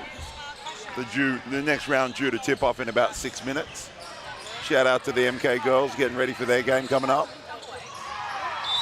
What up? Thanks, JT.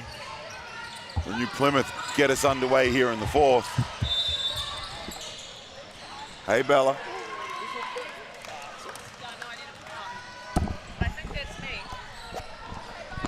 And welcome, welcome. We got a sub in the commentary box.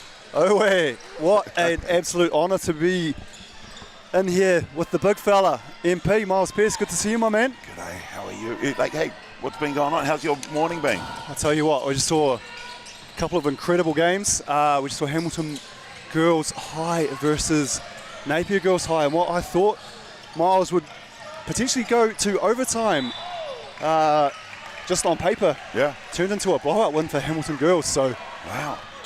Coach, your good friend Clifton Bush Jr. Yes, Bushy. Unfortunately, taking the loss though on that one. Yeah, it was a big loss, unfortunately, there for Napier. But I tell you what, I predict a Hamilton Girls and potentially a Westlake final. Yeah, I mean, and this is a tough one right here. I mean, Tauranga girls have been in control. They're just punishing New Plymouth girls for every mistake they make, and I can imagine that's kind of the same thing that happened on that other court with Hamilton girls. Yeah, please, Matua, fill me in. What have I missed? Who's on fire? Well, you see Hokianga nail that three. That's not the first one for her this evening. She's knocked down a couple, but Tauranga girls has just been in punish mode. You know, every single missed shot, every turnover, they've done a fantastic job getting the ball back down the floor. Their ball movement's been very, very good. And as we see, another great kick out to another wide open three. So we're just looking for New Plymouth to try and control this game as they finish out this fourth quarter. Yeah. We're running a little bit behind. The clock becoming the enemy by the looks of things as we tick down into the fourth. Yeah, still just under 9 to go as we see New Plymouth girls short on that three. I don't know if you've picked up the aroma floating around here, Miles. I think the boys must have had a dodgy breakfast doing the score bench. Well, I might look to sub back out. You can be the defender and block that for me. Well, I tell you what, I think I wore the majority of that. However, we digress. Back to the Poitakohu at hand. I tell you what, I think that's the first time I've seen a substitution in the commentary booth. Oh, and we've had a couple, already this week. Just games going overtime, and with 9 courts going at times, and 3 of those live streamed. There are couple games went into overtime, and it's quite a distance from here. We're here on court 3. Yeah. Back out to the show court in Arena 102 in Fly Palmy Arena. Mate, my cardio is... Oh, my step count is through the roof. Yeah, my step count's through the roof. No, but even just my cardio from getting to A to B, it takes a while to, as you said, get from this court through to the main court. But how good is it as well? Just for Kata Māori, not so long ago, Miles, we were on the one court. On the one court, and talking to Kayla about this, there used to be the semi-final and final of each gender, and that was it. And so to see the growth of our game and the growth in the coverage of our game, which filters on up or down, whichever way you want to look at it. We've got Sal's NBL, Rapid League, Toihi, their Rapid League, coverage of the Tall Blacks, the NBA, WNBA, there is so much basketball on TV at the moment as we see a great drive there. And especially, unable to connect. Yeah, our young Wahine and Tane that, once you get even the Glory League footage, Miles, you can put together some of your highlight reels and look to get those scholarships overseas, maybe in the States, and further your career.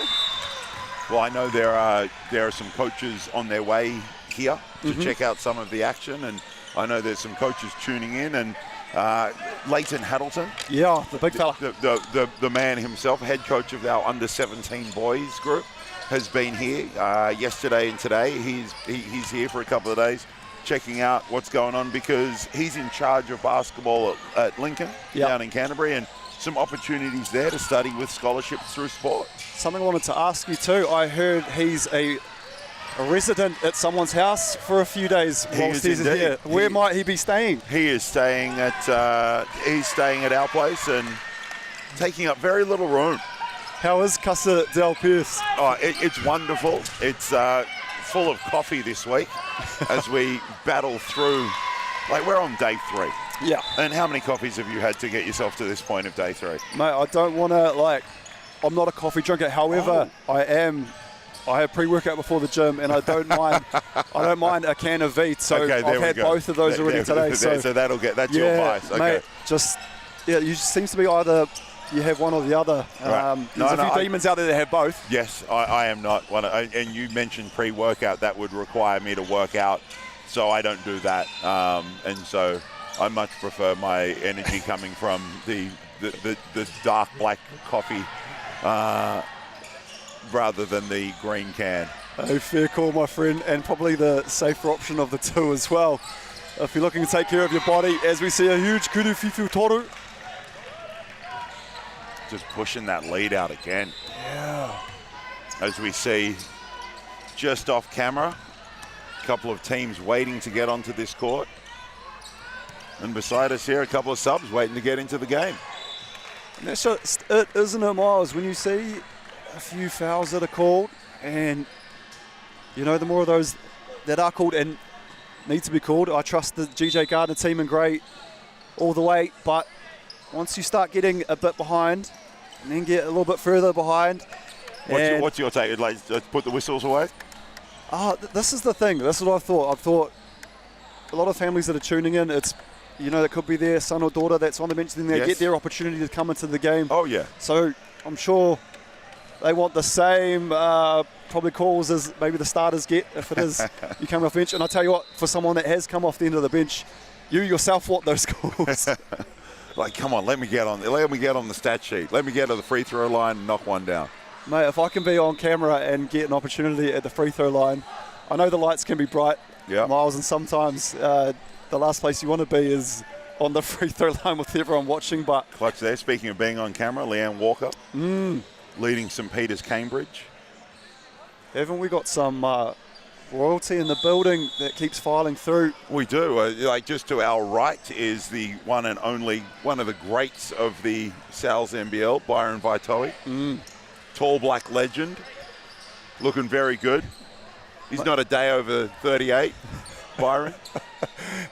He's looking good in his triple threat gear. Hooked up by former teammate Frankie Mulvihill. Yeah, I noticed there he is, BV. Hey, in the house, there the he good man. Tapped up as well. Yeah. Francis Mulvihill, and who else is it that is just going from mind, plays for the Wellington Saints. Oh, you're talking about my guy, Marnie Meter. Marnie Meter, the king of socials. Marnie Meter, really enjoy those videos that he crafts. But yeah, those two. Great offensive also triple back. Yeah, hey, and I had the privilege of coaching Marnie at Palmy Boys and at the Wellington Saints, so I got to be part of his journey. And shout out to my guy Marnes, who just is just such a workhorse, and it's great to see him succeeding in the Sal's NBL. I thought that was you I saw on the AC side of things down at the Saints this year. Yeah, no, that was last season. Yeah, 2023 season with Troy McLean. Jordan Mills did a great job with, giving me a call and working with Troy and being able to do that, and then did some stuff with the Southland Sharks this year. So very much trying to keep my my hand in at that level of basketball with the Sal's NBL. Jay Mills pays the bills, always does the right thing and makes some great decisions. Saints always a powerhouse in the NBL. So I tell you what, who is a great man is someone you just spoke of, Troy McLean. Always love a good korero with Troy. Stories on top of stories. Much like yourself, you see the bald voice himself, Andrew Harks. Yes. On screen, taking in the action. Speaking of stories, he's got plenty of them. He's been in and around enough basketball. He's got the ones that he can share and ones that he probably leaves off.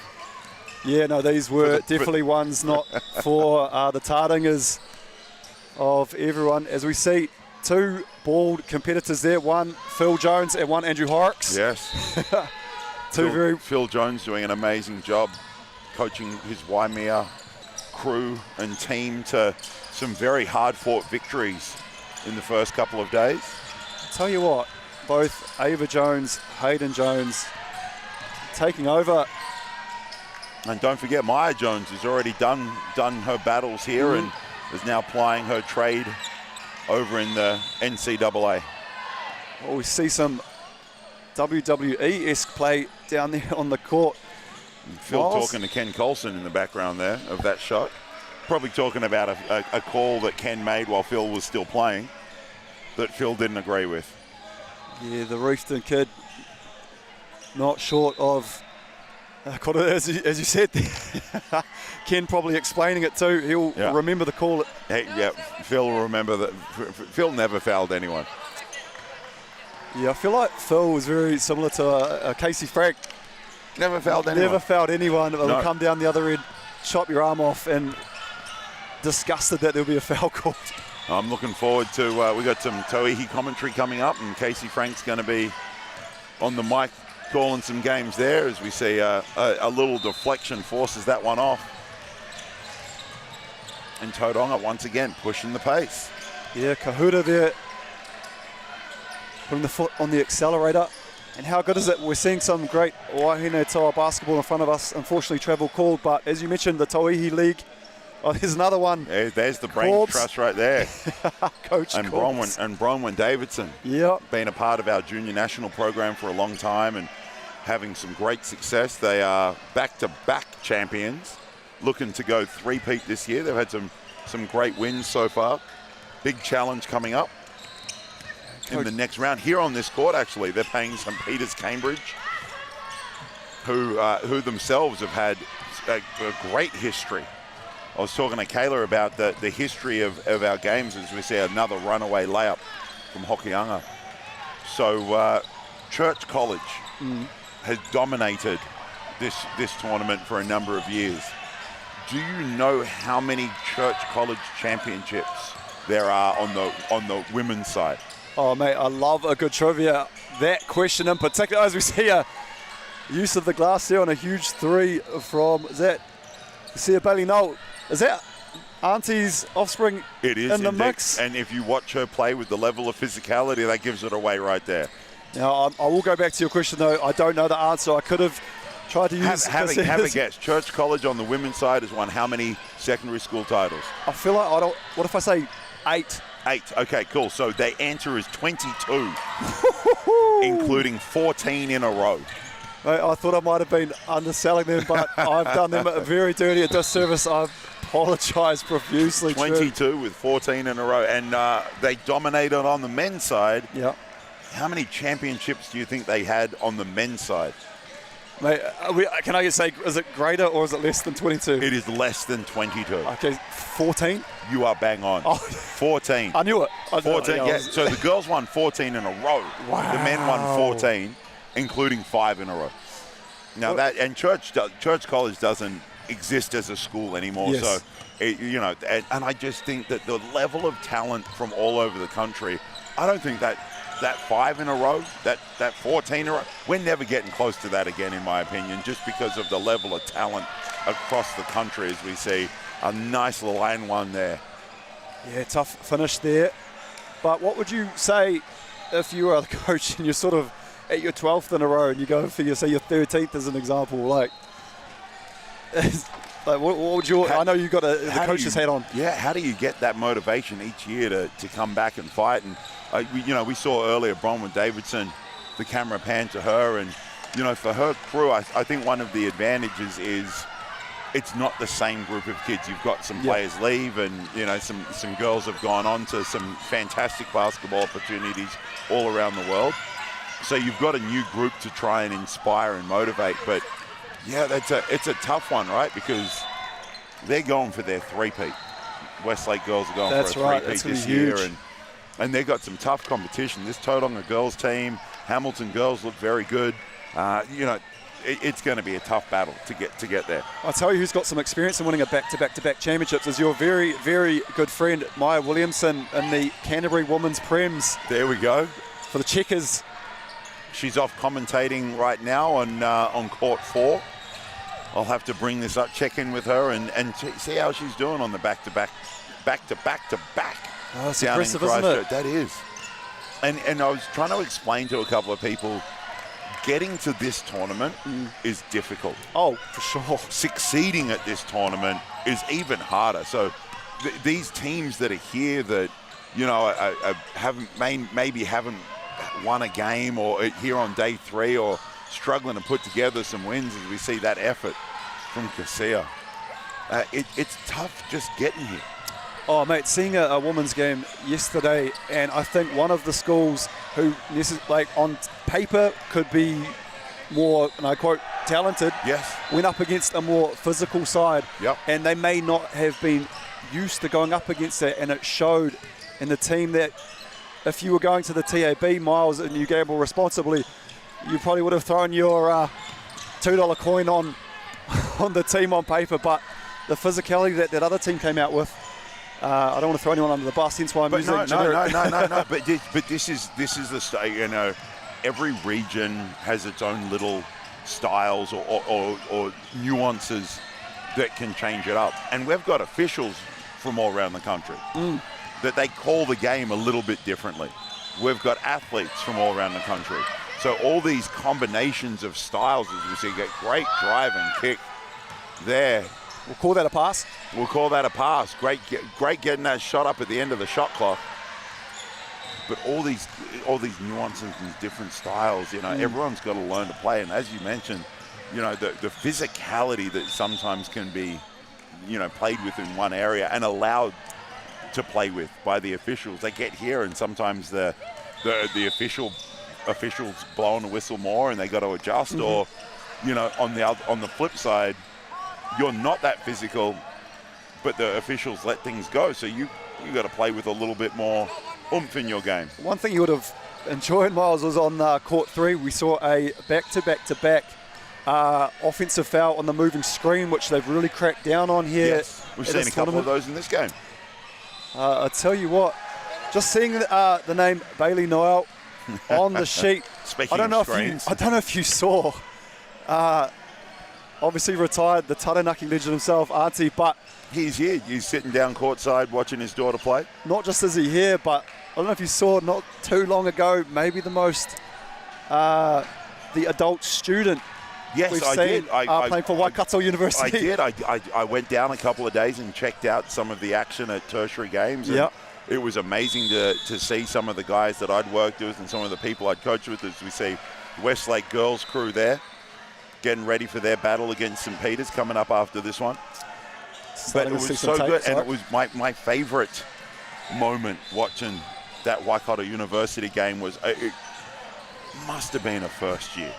Tried to give Auntie a little bit of a push, and it just didn't go his way, and Auntie took that hit and gave him a nudge back, and this kid just went flying. So it was actually a friend of mine, Zach McKenzie, that the nudge was on, that I actually said to, I was like, hey man, what were you thinking? And he goes, oh man, I paid for it. You know. But it's great, and I love the fact that Auntie right now is back at uni studying to be a teacher. And if you've seen him work with any of our young kids on the basketball court, I know he has been absolutely invaluable in the Taranaki region doing that. And he's got the advantage right now, just coming down and being dad, which is really cool. I love seeing, you know, as I was going to say, as both we are big men, and when we were playing our trade, Miles, I'm a bit more diminutive compared to yourself, but how good is it seeing the 15 Santina Snooks bringing up the ball here for New Plymouth Girls High?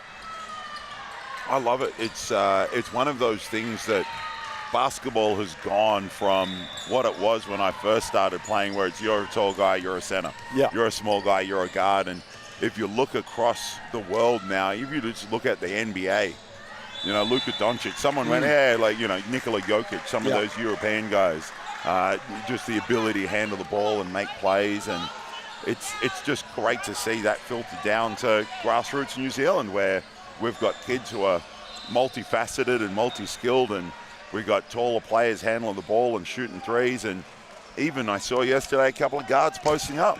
We need more post-ups in the game. Mate, you took the words right out of my mouth as well. And as you said, when you were coming through the ranks, you would have been labelled a centre, and maybe even just the fundamentals and those things probably you weren't even asked to work at, you know, your ball handling or anything like that. Or am I completely wrong? No, not at all. And I was lucky to play for some really great coaches over the years, and you know, I had the advantage of them. They actually started moving me into those sorts of things and workouts. And guys like Tab Baldwin, Joey Wright, Brett Brown, you know, Rob Beveridge. You know, I had some great coaches that I played for that it was just a huge advantage, and they had me do things that were outside my comfort zone. And even then, teammates and they still had me do the things that I was good at, like screening and rebounding and things like that. So it was great to be able to play for some people who saw that and got me doing those things and pushing outside the comfort zone. And you see that here in this tournament, and it's only just going to lead to a brighter future for these kids. We're working our way, aren't we, to positionless Poitakohu. Nice finish there. And I love that we are working our way there, and it doesn't matter who you are or what position you're playing. If you can make the right decisions with the ball in hand, no matter what your position or size, you are going to get the ball in your hand as we see this game finish right there. Here, Dallinger. On a lovely triple. I'll let you take us out, Miles. You've been fantastic to it's good got fun. the corridor cranking. Hopefully we get together at another stage. I know. I've got a game later on this afternoon. I can't remember who it's with. Hopefully it's you. Mate, we can get back to it, no, but it's not, mate. No, we might need to talk to Alex about this one. But thank you very much for tuning in. Tauranga girls running away with that one. Yeah, join us later on. We'll be back for more Points of Kohu action.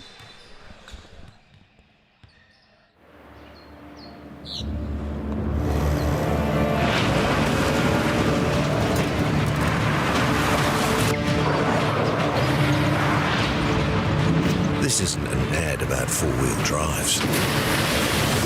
It's about knowing the place, as well as the locals. You found the place. That's a good start. Built by my great-grandfather 20 years ago.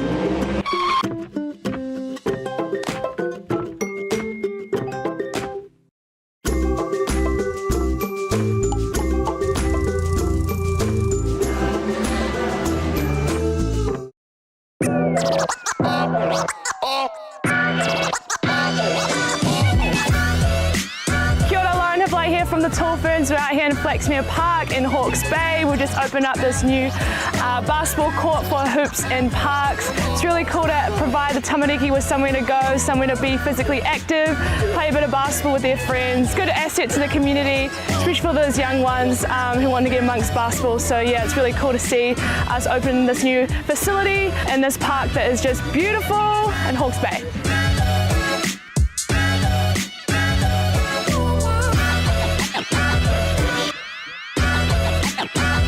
Kia ora, Pierre Cameron here. Just want to talk a little bit about the Hoops in Parks and the Hoops in Schools program. It's been amazing. The return on investment is priceless. The accessibility for all the kids and the tamariki to get in here and enjoy themselves, especially through these trying times, been amazing. And just to get outside, you know, it's pretty awesome walking outside and seeing this kind of ballpark available. It's great, especially in these times. Kia ora whānau, Peliri Oli here, Councillor for Flaxmere Ward, Hastings District Council. I'm here to support the initiative today, Hoops and Parks. Very, very amazing result, and it's encouraging our people to come and spend time here, and especially together with the youth. I encourage other councils to jump on board. Yeah. Kia ora, wāre te atu. Really enjoyed it here at the Flaxmere Courts, and looking forward to play again. We've been waiting for the courts to open for a while now. Now that they're up, I'm glad that they're here for an activity after school. And yeah. I like that the courts are purple. What I like about the court is that it's different to many other courts in Flaxmere. I like these courts because they're in a good position from if you want to go to the park or come here. And I like it because it's easy to bounce the ball and take easy shots. My name's Rakili. Shout out to everyone that made these courts happen, and yeah, me Naz.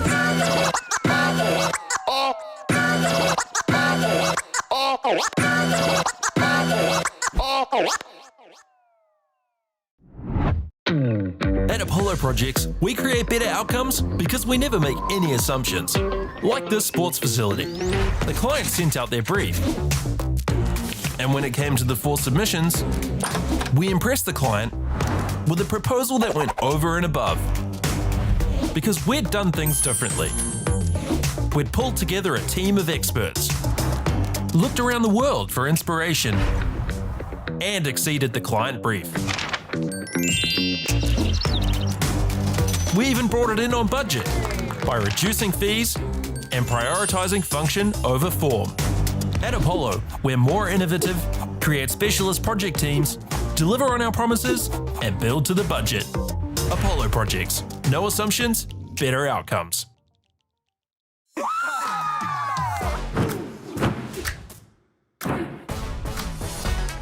This is a solid region, I reckon. They're the OGs.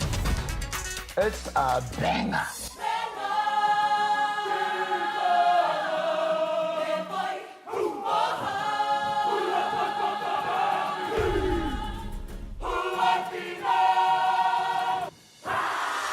Make Māori Plus your mate Download the app today.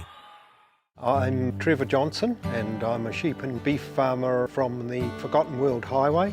Some of the country we bought was quite steep and difficult. We have pushed those blocks to pine trees.